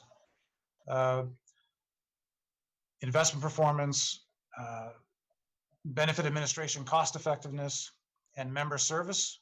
The CIO will only be evaluated against 1 performance outcome, and that is investment performance. On the method side, both the CEO and the CIO will be evaluated against the same methods. The information that the board has provided on the methods for the CIO obviously will be more focused on the CIO's methods. So for example, if you get results on a staff climate survey for the CIO, you'd only get the staff climate survey results of the investment staff, whereas all the other employee staff climate survey results would be provided in the context of the CEO evaluation. So it's the same metrics for the CIO, but the underlying data would be different as required to reflect the position. The other differences would be paragraph 10, we discussed earlier. The designees for the JPC for the CIO evaluation would generally be the investment committee chairs of each board. We'll change that to make it a default, as we discussed earlier, but it already contemplates that the designees would be different for the CIO. The other difference is in paragraph 13. If you look at this paragraph here, in the case of the CEO closed session, you would only be in the room with the CEO and the board, and you could ask the CEO to leave at any point. In the case of the CIO evaluation, the CEO, we thought at the JPC level, we had a discussion that it would be useful for the CEO to participate in at least a portion of the closed session where the board discusses the CIO's performance, in order that the CEO could provide the CEO's perspective on the CIO's performance. Part of the closed session, however, would be held without the CEO present. So the board would have the benefit of the CEO's presence, as the CEO is the sort of the chief executive officer of and oversees the entire organization, but would also have the ability to have a discussion without the CEO present. So that's a difference between the two processes. Other than that, I believe the policies are identical, and these diagrams should be identical. Any questions there? If not, I will move on to the next document, which is the. This is Trustee Sung. Can I get some clarification? I was reading that paragraph that the CEO shall participate in a portion of a closed session discussion about the CIO's performance. At what point will we invite the CEO to come in to join the discussion? Only when we need the input from the CEO? We didn't specify at what point. We thought we would leave that to the board, but the policy, let me just pull that back up.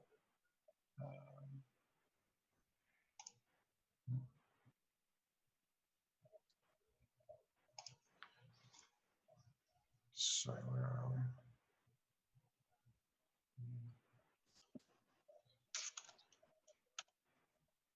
Trustee Sun, are you looking by chance at the flow chart in the policy? I'm not looking at a flow chart.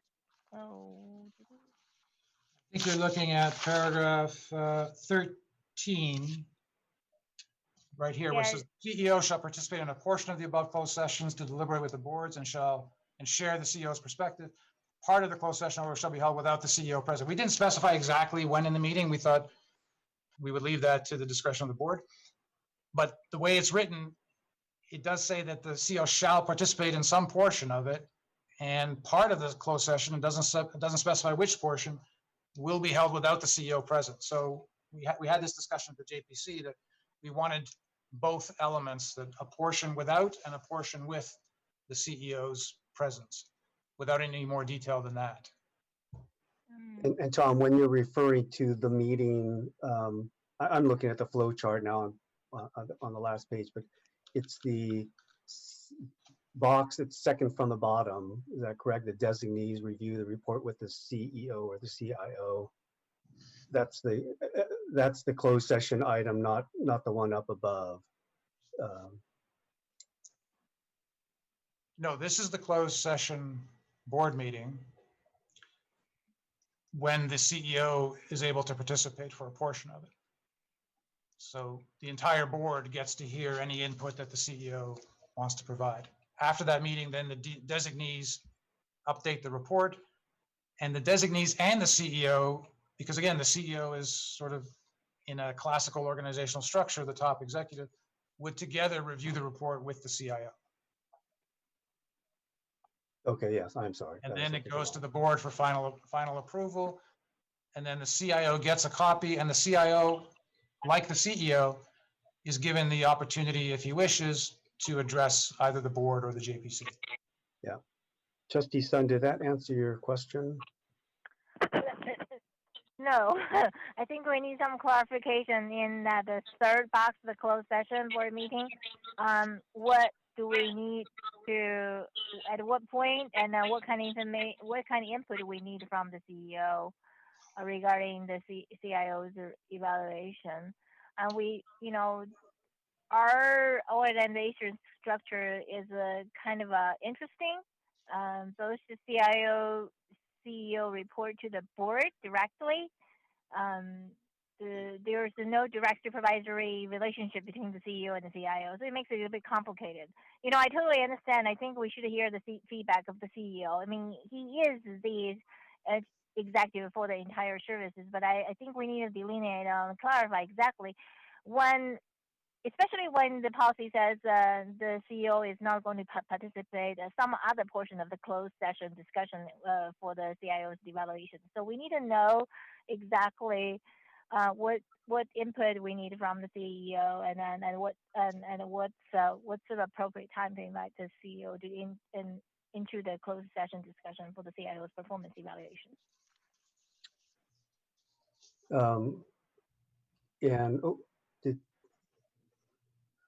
Well, at least on my screen, oh no, there we go. Tom, I don't recall at the JPC level if we were able to draw a clear division and a clear distinction to vis-a-vis the question that Trustee Sun is asking. I think in my mind because both the CEO and CIO have an outcome measure regarding investment performance.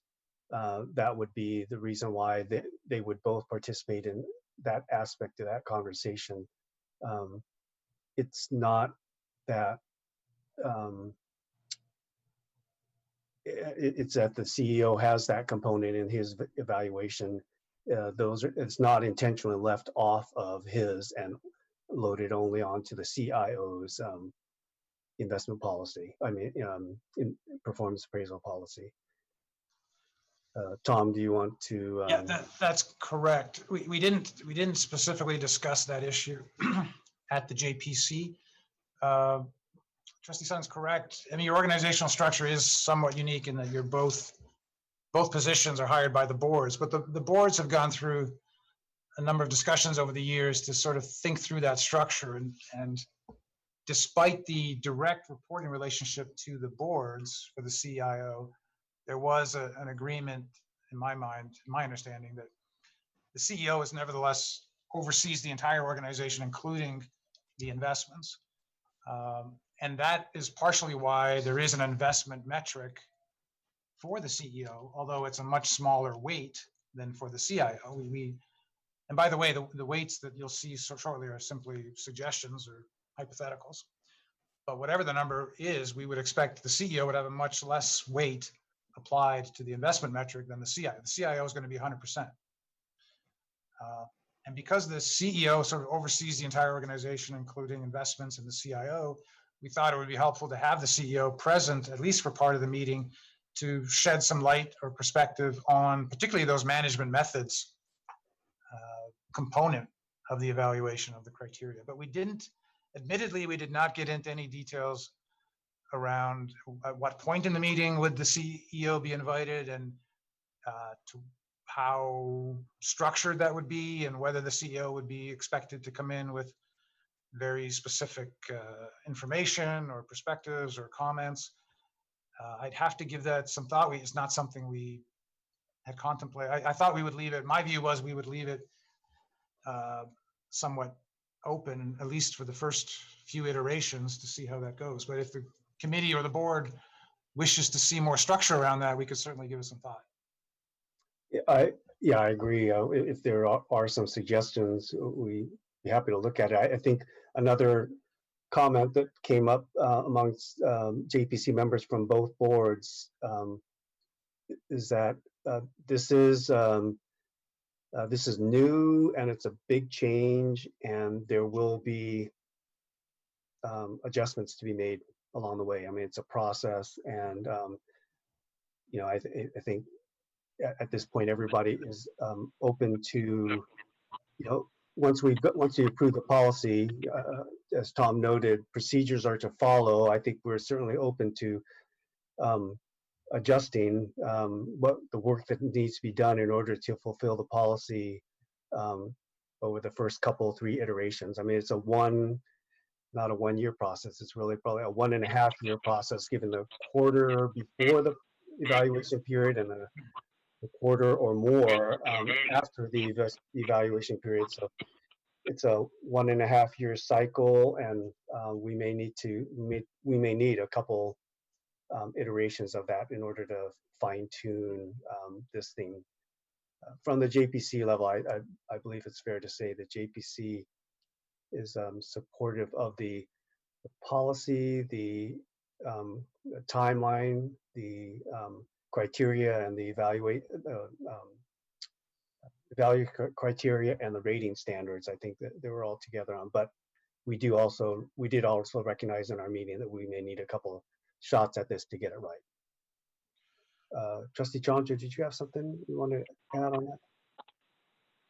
I just wanted to first support what you said, just so someone else from the committee is also providing the perspective that we do recognize this is a change, and there are going to be some kinks that have to be worked out. And when it comes to the CIO, I think it's important to note that there was a little bit of lack of clarity in the past. I do think we had a policy where the CIO was primarily reviewed by the CEO, but last time around, the board and the investment committee got involved. And so we wanted clarity, and we thought it was important, since the CIO works so directly with the board, that the board and the investment committee provide real meaningful input into the review, also recognizing that the CIO reports to the CEO, who is ultimately responsible for the entire office. So we are trying to balance those two things to the best of our ability. And as Jay pointed out, it may take a couple of cycles before we get the kinks worked out. Thank you. Trustee Horowitz? Yes, I respect what is apparently enormous amount of work that has gone into preparing these documents. But as I review them, and especially as I review, I believe it's the 72-page pro forma CEO evaluation, I can't but come away with the impression that it is a very complex and comprehensive process and evaluation. And I'm wondering if the designees are prepared for the amount of time required to go through this process, and if that is not necessarily the case, whether or not outside consultants may be required to assist with the process, or whether or not we need to consider a somewhat more streamlined and simplified process, or maybe consider a streamlined process for the annual basis, and maybe this more comprehensive process be delegated for every second or third year. It just looks, compared to my experience in the private sector, and maybe this is a difference between the private and public sectors, preparing the type of document that has been presented as the CEO evaluation with all the surveys and matrices involved, seems to me an enormous undertaking. Also, I am from the public sector, Trustee Horowitz, and I've been a member for almost 18 years. And I have to be honest, when I read through this, because I did read through it all, and I was like, wow, that's a lot. I know that Trustee Castelleo is well versed in this kind of work. You know, his background pulls on that. I understand that the job of CEO Retirement Services is a huge job, and it covers a lot of money as well as the CIO. So we really want to know they're doing the right job. But I wouldn't want to be the person doing this work. It's huge. I'm not sure, since I'm a new trustee, I don't know what was done in the past. And so I kind of sat there, same as you, Trustee Horowitz, going, wow. But then the other side of me was like, okay, it's a really big job. It's a lot of responsibility. They work with both boards. Jay, has background, so I kind of bounced it back and forth. But yeah, I wouldn't want to go through this, to be perfectly honest. But that's me. That's just my own personal take on it, not what I think we need to do. So I'm on a balance beam here, but I understand your perspective, and I am a government employee, and I do reviews for my staff, nothing like this. But I have a lot of respect for Trustee Castelleo and his background and knowledge as well. He's well versed. So. And I'll just add that I too, I'm a new trustee, so I don't know what has been done in the past for these evaluations. And I'm also not at the point where I'm prepared to say we should remove this or that aspect of these comprehensive reviews, which are very important. But looking at it in the totality, I just wonder if the designees who are here, the potential designees according to the process, how they feel about what may be required of them. Jay, do you mind if I comment? Please. I think my fellow trustees have made some excellent points, and I'm from the private sector as well, so I'm all for streamlining and efficiency. Just as an overlay, I think we have to keep in mind this is done jointly with police and fire and their input and the way they like to operate as well. So it's a consensus approach thus far, completely subject to both boards' review, which is what we're doing right now. The second thing is the Office of Retirement Services does get a lot of attention because of the role that it plays in the lives of city employees, and there's a lot of stakeholders and constituents that are concerned about how it performs. And so in deference to that, we also wanted to have a public document that showed we are meeting our duties when it comes to reviewing two key personnel in that office. So I think both of those things were prominent in the minds of everybody on the committee.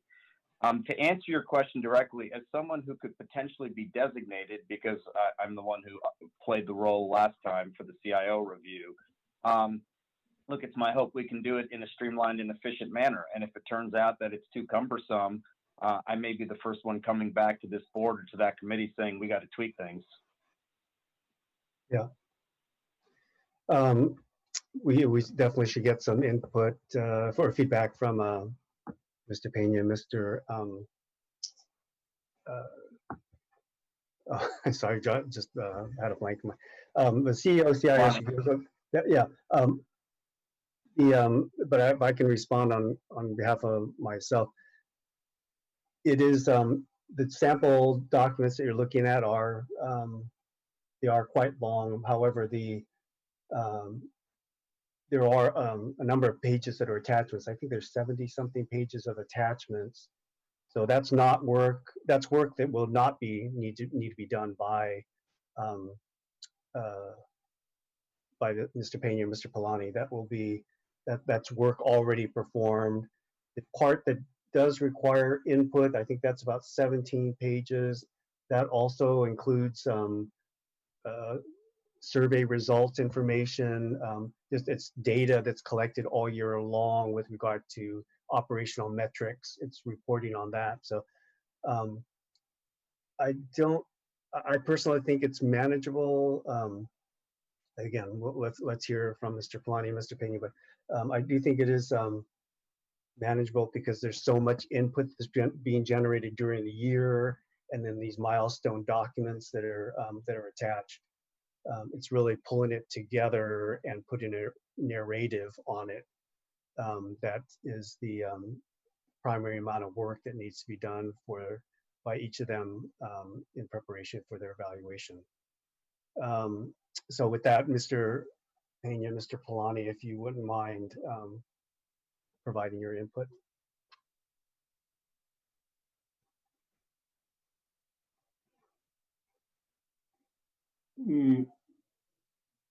Or I'll go. I was hoping Mr. Polani went first, but he was probably sitting at home thinking exactly the same thing, that I was going to go first. Look, it is extremely comprehensive. Oh, but first of all, let me start to those trustees that are asking, what have we done today? We have followed the city review process, which means we use the city review forum, performance review forum, which is very specific on 5 different scores.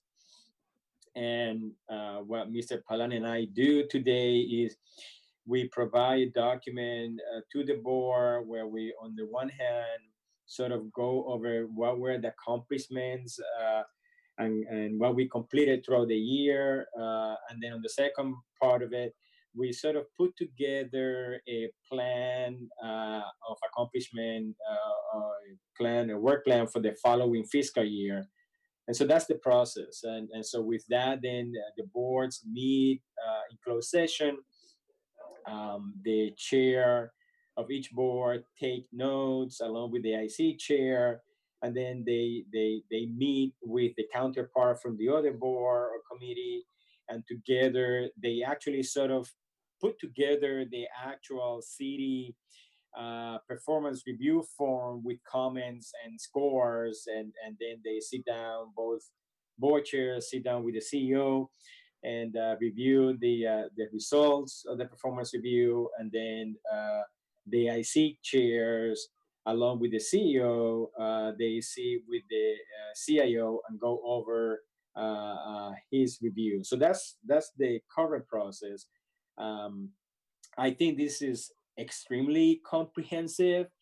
I think at the JPC, we raised the issue that especially for a system of our size, is probably a lot more detailed and comprehensive than what you may see from our peers at this kind of level, from the $5 to $10 billion range in terms of assets.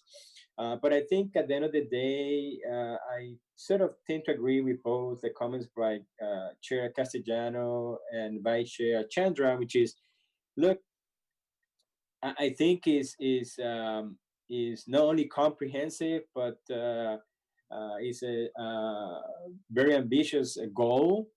Let's go through the process. Let's see how it works. It is going to we're going to go through some trial and error, and then hopefully after a couple of years going through the process, we get it to a point that is exactly what we're looking for, whether that means more manageable or whatever that case may be.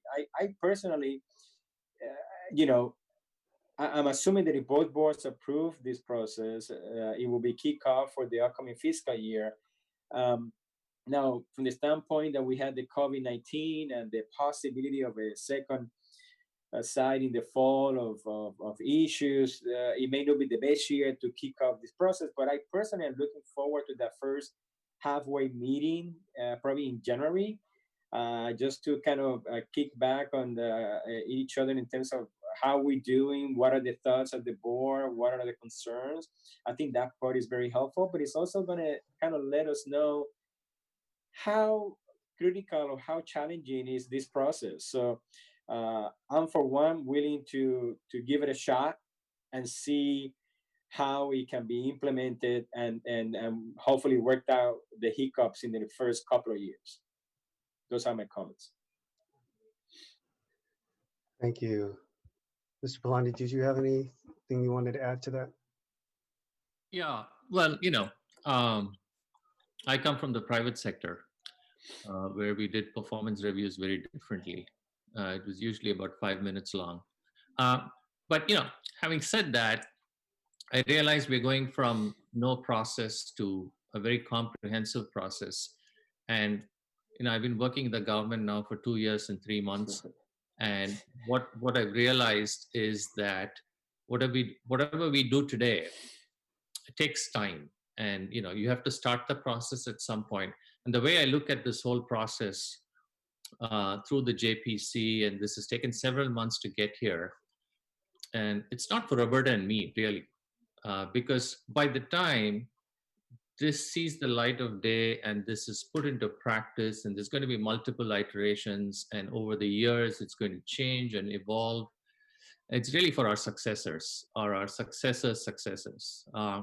Even though we are a small plan, even at San Jose, I've seen that things take, 5 to 10 years to get implemented properly. So we have to start somewhere.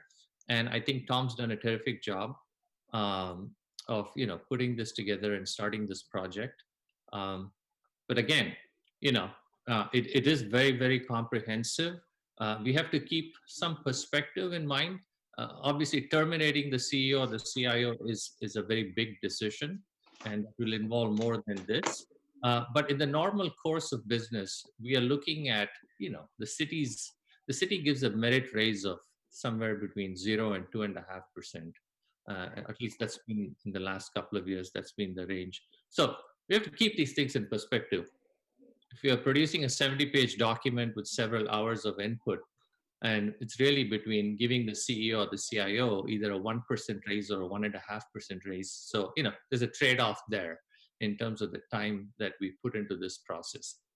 But whatever it is, hopefully, this is the right first step. But as Trustee Chandra said at some point, it's a consensus document. We start here. We will do this after a year, and maybe the designees will say, oh, wow, this is way too much work and way too much input. We know Roberta is a great guy and he does a great job. Why do we need to go through all of this? So, obviously there's some back. Well said, Prabhu. There'll be some back and forth, and there will be some clarity as we move forward. But we need to start somewhere, and I think it's a good first step. Okay, I'd like to say one thing here. Just because I know city policies and procedures, and kind of, I did read through it, but I don't remember it in the final piece that will go forward. Is there something that says there's room to make changes, or that, well, what's the right word? That it is to be implemented in pieces, or is it, this is what's being implemented? Because once it's kind of locked in like that, there's not a lot of room to be flexible. There needs to be some flexibility language in there that says, we're giving this a try, we're starting it, we're, whatever, because otherwise once it's in there, it's kind of what you're driving towards, and you get locked in. And I agree with Rapu. It's huge. It's a, you know, all that. I mean, if all that background and stuff is already there and already being compiled, and they just have to plug and play, that's cool. But if we're taking Rapu and you know, Roberto's time, if you think of the time to pull all this together, that's a lot of time that they could be doing other things. And that's my only concern. And I mean, is it going to really make that big of a difference in the final piece? I mean, that's where I sat there on this seesaw, like, seems like overkill. And then again, it's a big, important job. So I play that back and forth, but I think I hear what we're saying is it's new. I know the management process that Roberto's talking about because I go through that myself, and it doesn't take that much time. It takes, you know, if someone's actually really trying to do a good job, I mean, it could take a day or two, or you could do it in less time. So that's a big change, and it needs to have some language in it that allows for the lessons and the flexibility.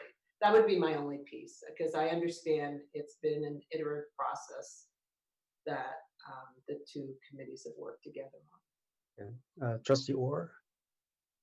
I was just thinking about the couple other things to add to the mix for everyone's consideration.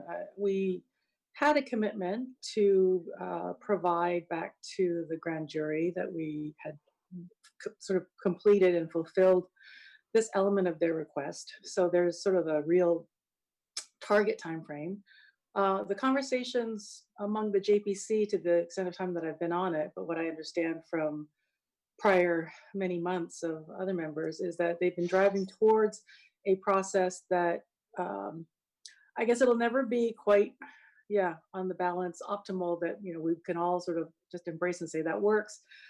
But I think it's critical for us to have something in place so that the folks in the role are understanding what their performance targets are, and that we can roll this forward with a commitment, which we are making for not just 1 year, but multiple years. And I can't actually see any reason, well, somebody help me and chime in, why we would be locked in. That, of course, there must be methods with the JPC input and the board input to make modifications as we go, if we were to see things completely blow up, which I think is a very, very low probability. I think based on the tone and tenor of all the participants and being able to contribute, that we are setting ourselves up on a pretty good path to move forward. Yes, and I think today we're being asked to approve the two policies primarily, knowing again that procedures will follow and be reviewed and approved by the JPC, not by the board, but both boards. And then there's a lot of material here in this agenda item, but much of it is they're examples for you to have a better feel for what it is the policies may lead to. So I think any concern about getting something wrong in the policy, we do have an ability to change those ourselves. And I'm sorry, is there anybody else who wanted to comment on that? Trustee Orr, did you want to? Yes, Council. Oh, thanks. I want to encourage the board to think of this process as more than just a personnel evaluation. The board has an obligation to prudently manage the system. And Trustee Orr pointed out the grand jury report, and they were focused on that as well. Part of this process, part of the reason for this process is to test the prudent management by the board of its delegation of authority to an executive staff. And this is the time that we can do it in an annual evaluation. So it's more than evaluating the individuals, it's really due diligence on the board's delegation of responsibility to staff and getting feedback on that process, just as we would do for investment managers. So I'd like the board to think of it as in a larger context of this is assuring that the board is prudently carrying out its responsibilities to the members and its stakeholders, as well as specifically evaluating the people to whom the board delegates that responsibility. Thank you, Mr. Chairman. Yes, yeah, thank you to you and Trustee Orr for ensuring we have that perspective. Trustee Kelleher. Yeah, no, I've been listening, and Harvey, that was very, very helpful. Thank you, Council. These are very big jobs and very important to the city and very important to all of the beneficiaries. And I would agree that we need to have a very formal review process, and we need to take it seriously. And I think this is a good first step. Great, thank you. Thank you very much. May I comment, Mr. Chairman? Yes, please. Just wanted to say the JPC shared the board's concern around the apparent complexity of the process and the amount of work that would be involved. This was some considerable discussion took place.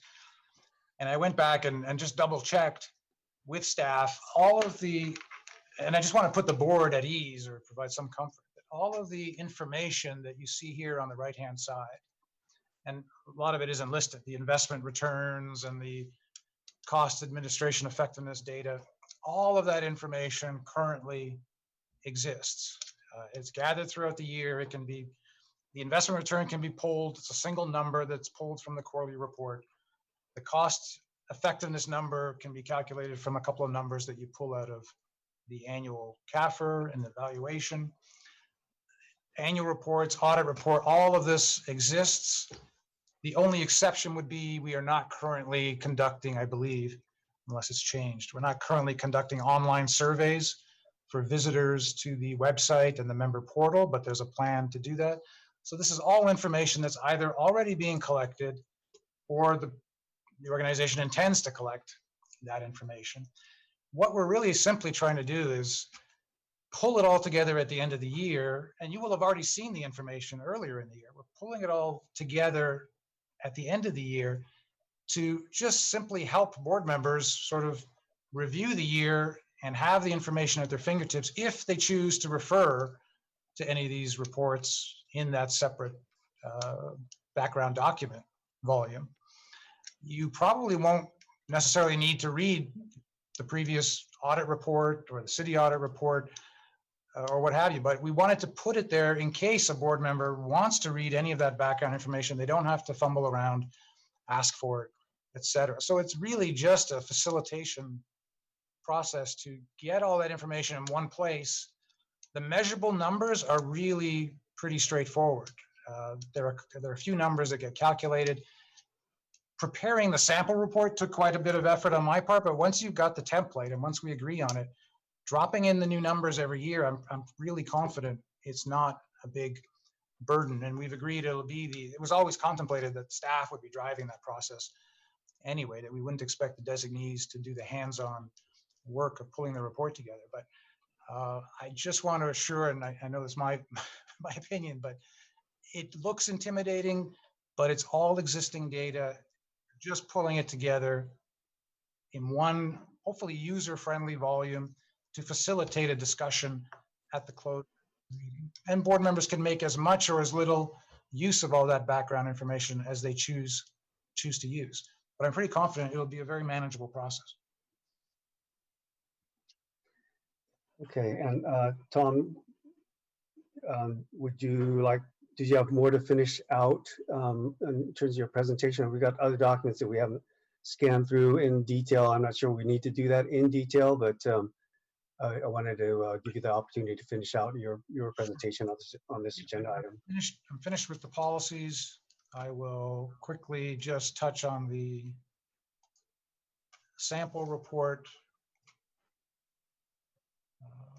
Again, this is a work in progress, but this is a approximately 17-page report. And it really just, the first few pages just summarize the metrics and the weights. All of this is hypothetical. The weights you see, I've made them up.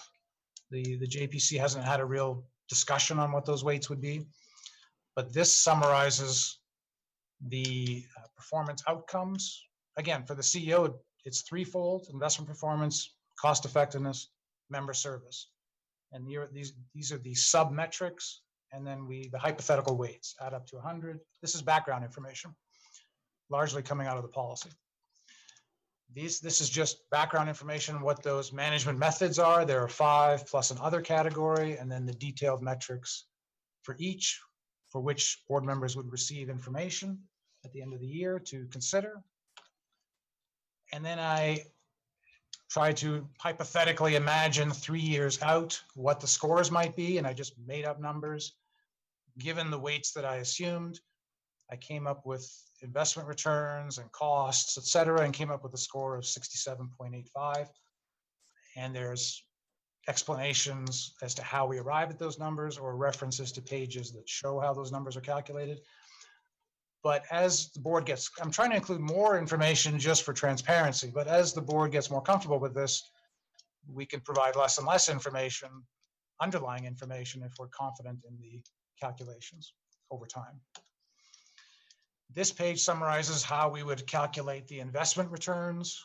I won't go through all the details, but it's quite straightforward. It looks like there's a lot of calculation. We wouldn't have to provide all this step-by-step algorithm to calculate it. You could, if we understand it, you just get the bottom score potentially at the end of the year, or as much detail as the board wants, but it all fits on one page. And we take the numbers from the recent quarterly investment report. Benefit administration cost effectiveness. The numbers are shown here in the table. I made them up. We pulled them from, or we would pull them from the annual report. I created a scale to translate those into a score, but the JPC hasn't weighed in on this, so this is hypothetical. Depending on the cost, changing costs from year to year on a per member basis, you would look at the table and calculate a score. That's really quite straightforward, but again, there are details to be worked out. The member service consists of benefit delivery and member satisfaction. And again, we're going to be doing this for the sake of improving service quality, regardless of whether or not we do a CEO evaluation. We're simply leveraging what we're going to be doing in the member service department, taking that data and incorporating it into the CEO evaluation, because we believe there's a relationship between member service and the CEO's performance and expectations. So this is, again, all hypothetical data. In this case, the CEO scored 26.45 out of 35 on benefit delivery and 23 points on member satisfaction, for a total score of 49 out of 70. Again, all hypothetical. This shows the underlying calculations for transparency. How would we actually translate the member benefit delivery activities into scores? I won't go through all the details. We'll review this. This would go into the procedures because it's detailed, and the JPC hasn't really discussed this in any detail. But again, based on, it's just formulaic, and you would come up with a score. Member satisfaction is based on 3 surveys. One that's administered at group counseling sessions, one on the ORS website, and the other on the member portal. And we would gather those surveys throughout the year, and using a formula, convert those satisfaction scores into a rating. Give it a weight and incorporate it into the CEO evaluation. Again, the JPC has not had a lot of time to review the details, but they will be laid out in the procedures. Those were the objective things. And then you get into the management methods, section by section. Enterprise risk management, we just review the year. How did the financial audit go? How did the city auditor report go? What's happening with the internal audit plan? And in each case, if a board member wants to read the actual documents, you can read the background documents, section B, for the financial audit. Many of you won't feel a need to read that report, but it's there if you wish. Similarly, we suggest there be a background document, section C, on the city audit report, there if you wish to read it. compliance reports. And then at the end, the CEO in a self-evaluation would include some sort of self-evaluation, exceeds expectations, meets expectations, or needs improvement. That's not been added here yet. And you would just go section by section, HR, stakeholder relations. I should point out, the committee decided that in order to get feedback from stakeholders, we would not do that every year. It would be too much of an imposition on the stakeholders. Instead, board members or a select number of board members would go out, interview a number of stakeholders, share their notes with the chair and the vice chair, and the chair and the vice chair would summarize that into a report. That would be done the JPC thought every, say, 3 years. So 2 out of 3 years, there won't be any information on stakeholder relations gathered through interviews. And the committee thought it was not only a good tool for good input to the CEO evaluation process, but it was also a good way for board members to build up stakeholder relations with the stakeholders. Operations management, this is largely based on the results of the progress on the CEO's annual work plan. So that work plan would be included in the separate background documents, but you get that report throughout the year anyway. We simply include it for reference. Leadership management abilities, this is a survey that all board members would complete. The summary results of that survey would be included in the body here, but the details of the survey, if a board member wants to read it, would be in the separate document with a reference. And that's really it. So 17 pages. The other document is the sample, all those background documents. They're really for reference purposes. The core would be this, say, 17 pages, 4 of which are really just background repeating what's in the policy by and large.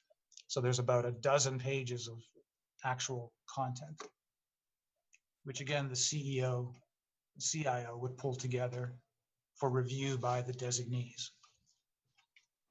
And I think I'll stop there. I don't think we need to scroll through the background documents. As I said, those are a mix of hypothetical documents or actual documents that I was provided by staff and simply PDF'd and combined into a single volume.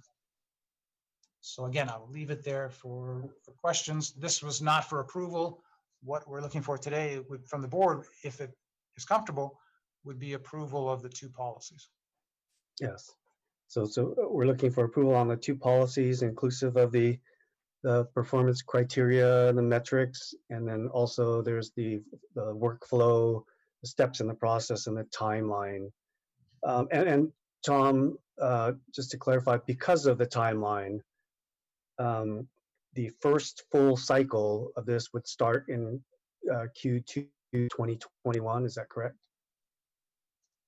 We wouldn't apply this to the fiscal year 2021 because we've not yet put all the meat on the bones, and we wouldn't be able to. It's not a fair expectation of Mr. Polani, Mr. Pena to have not done that and start the 2021 year. That's correct. I think we agreed we would use the current or the upcoming fiscal year to start gathering the data. I think we do want to the board should approve the policy. Yes. Criteria, et cetera. And we need a year to start pulling all the information together, maybe go through a trial run next year with a sample report with live data. I should point out something I didn't mention, that some of these things, for instance, investment returns, we had proposed a 3-year rolling number. The same with benefit administration cost effectiveness. It'll be 3 years before you even have a 3-year rolling investment return number. So for the first year, you'd have a 1-year number, then a 2-year number, and then eventually you could start using 3-year numbers. The same would apply for the benefit administration cost numbers. Yep. Okay. So yeah, so we're looking for let me just ask, can I have a motion and a second on approving the annual performance evaluation policies for both the CEO and CIO that again includes the metrics, process, timeline, et cetera, with the understanding that there still is work to be done on procedures at the JPC level? provide a motion to. Thank you, Trustee Jennings. I'll I'll second second the it. motion. No. Oh. Okay, Trustee Kelleher, thank you with that second. And any further discussion? Any, Trustee Chandra? No, you figured you were gonna roll call. So. Okay, any public discussion? All right, let's roll call then. Vice Chair Chandra. Aye. Thank you. Trustee Horowitz. Aye. Trustee Jennings. Aye. Trustee Kelleher. Aye. Trustee Orr. Aye. Trustee Sun. Aye. And thank you all. And I also vote aye, so that motion carries unanimously. Tom, thank you very much for all the work, many iterations over a long period of time. Appreciate that very much. It makes it, despite the long conversation, it makes it much easier to approve because there's a lot of detail here. And I also want to thank Mr. Pena, Mr. Polani for their input, feedback, and their indulgence in this. And publicly, I'd like to apologize to Mr. Polani for blanking out on his name. That's just, I texted him after, and I can't think and speak at the same time. But that's on me. All right, let's move on then to item 6, the committee reports and recommendations. 6.1 is the investment committee. Item A, is there an oral update from Vice Chair Chandra on the investment committee? Yeah, we met back in March, and so I provided an update post that meeting. But we do have our next meeting coming up next week, so hopefully there'll be some items to report out. I think we'll be discussing the RFPs, and which we already discussed a little bit briefly here earlier in the agenda. And I just wanted to point out, very happy that the investment results so far after making the strategic asset allocation adjustment has worked out in our favor. Picking up over 100 basis points in this short period of time is really nice. Yes, that's very good. Thank you. Item 6.2, Governance Committee. Their last meeting was in March 5th, next meeting June 18. Is there an oral update from the chairs, Trustee Horowitz? I believe we updated last time, and now we have 4 documents where there were some very minor changes to bring the federated plan into conformance with police and fire. And I guess we're going to have a discussion and action to approve those changes for each of those. You are correct. Sorry, go ahead. No, you are correct, Trustee Horowitz, and we do have Tom Iannucci available to take a few minutes to go over those discussions. Okay, thank you, everybody, and I'll try to make this really brief. By way of background, the 2 governance committees have been working to review the manuals, iron out any inconsistencies, make any minor enhancements, et cetera, to ensure the avoidance of any confusion, et cetera. Their work is essentially done. If the board approves these 4 documents today, the only governance policies left for the governance committee to review would be the CIO charter, CEO performance evaluation policy, and the CIO performance evaluation policy. But that work is essentially complete because they've been evaluation policies approved today. So the 2 manuals after today will be fully aligned, eliminating any unnecessary differences. Some of those differences were conscious on the part of each board, so those differences remain. I will not put the policies on the screen because the changes are so straightforward. I'll begin with the board operations policy, really just very minor updates, adding the joint personnel committee as a committee, and some language around quorum and addressing the nature of the joint personnel committee and the quorum requirements around that. I won't go through all the details.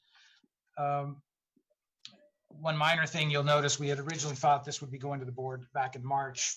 So the adoption date or the review and amendment date in the very last paragraph would have to be changed from March 19th to May 21st. That would apply to all 4 documents. But I will open it up for questions. Or I can go through all four and open it up to questions at the end. Yeah, can I suggest we go through all four, please? Great. Next would be the code of conduct. Just 2 or 3 very minor cosmetic changes in paragraph 4 and 11. A few wording changes, nothing material. The same for strategic planning, no material changes, just cosmetic. Again, to be consistent with the documentation at P&F.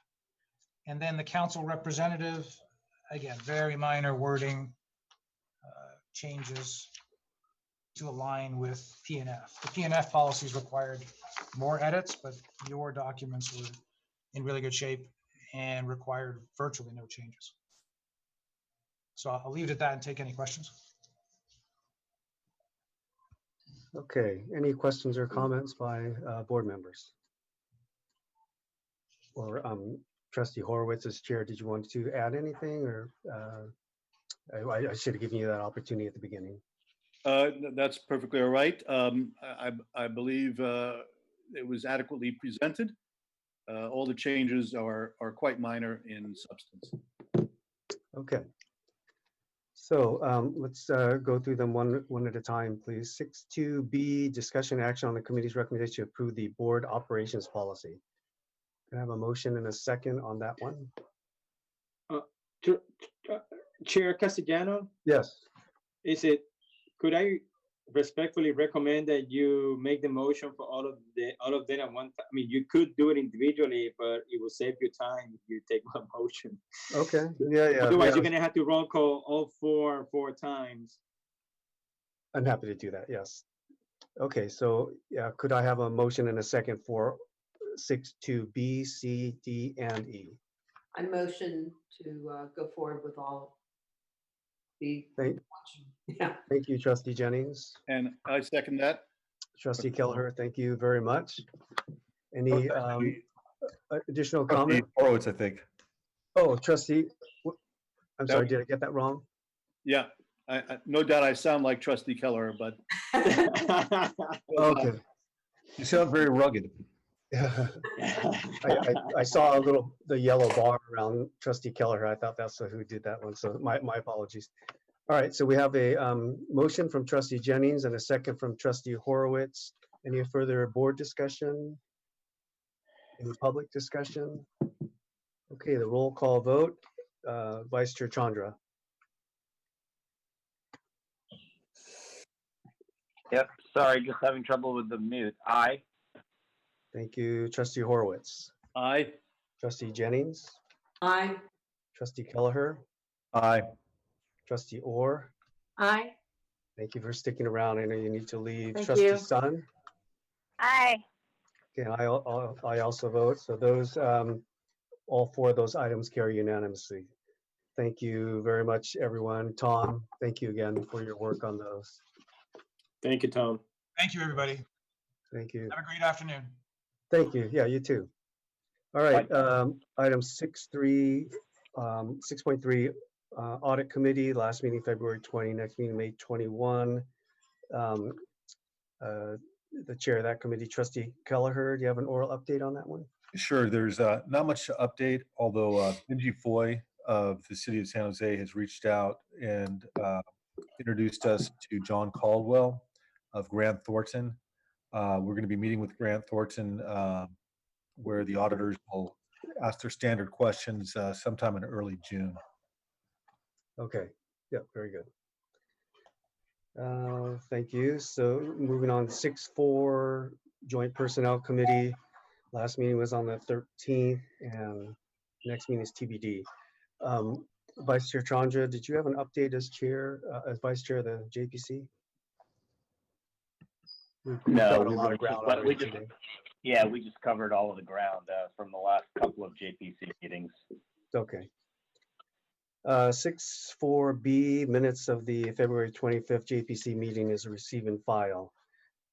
Going forward, 7 is education and training.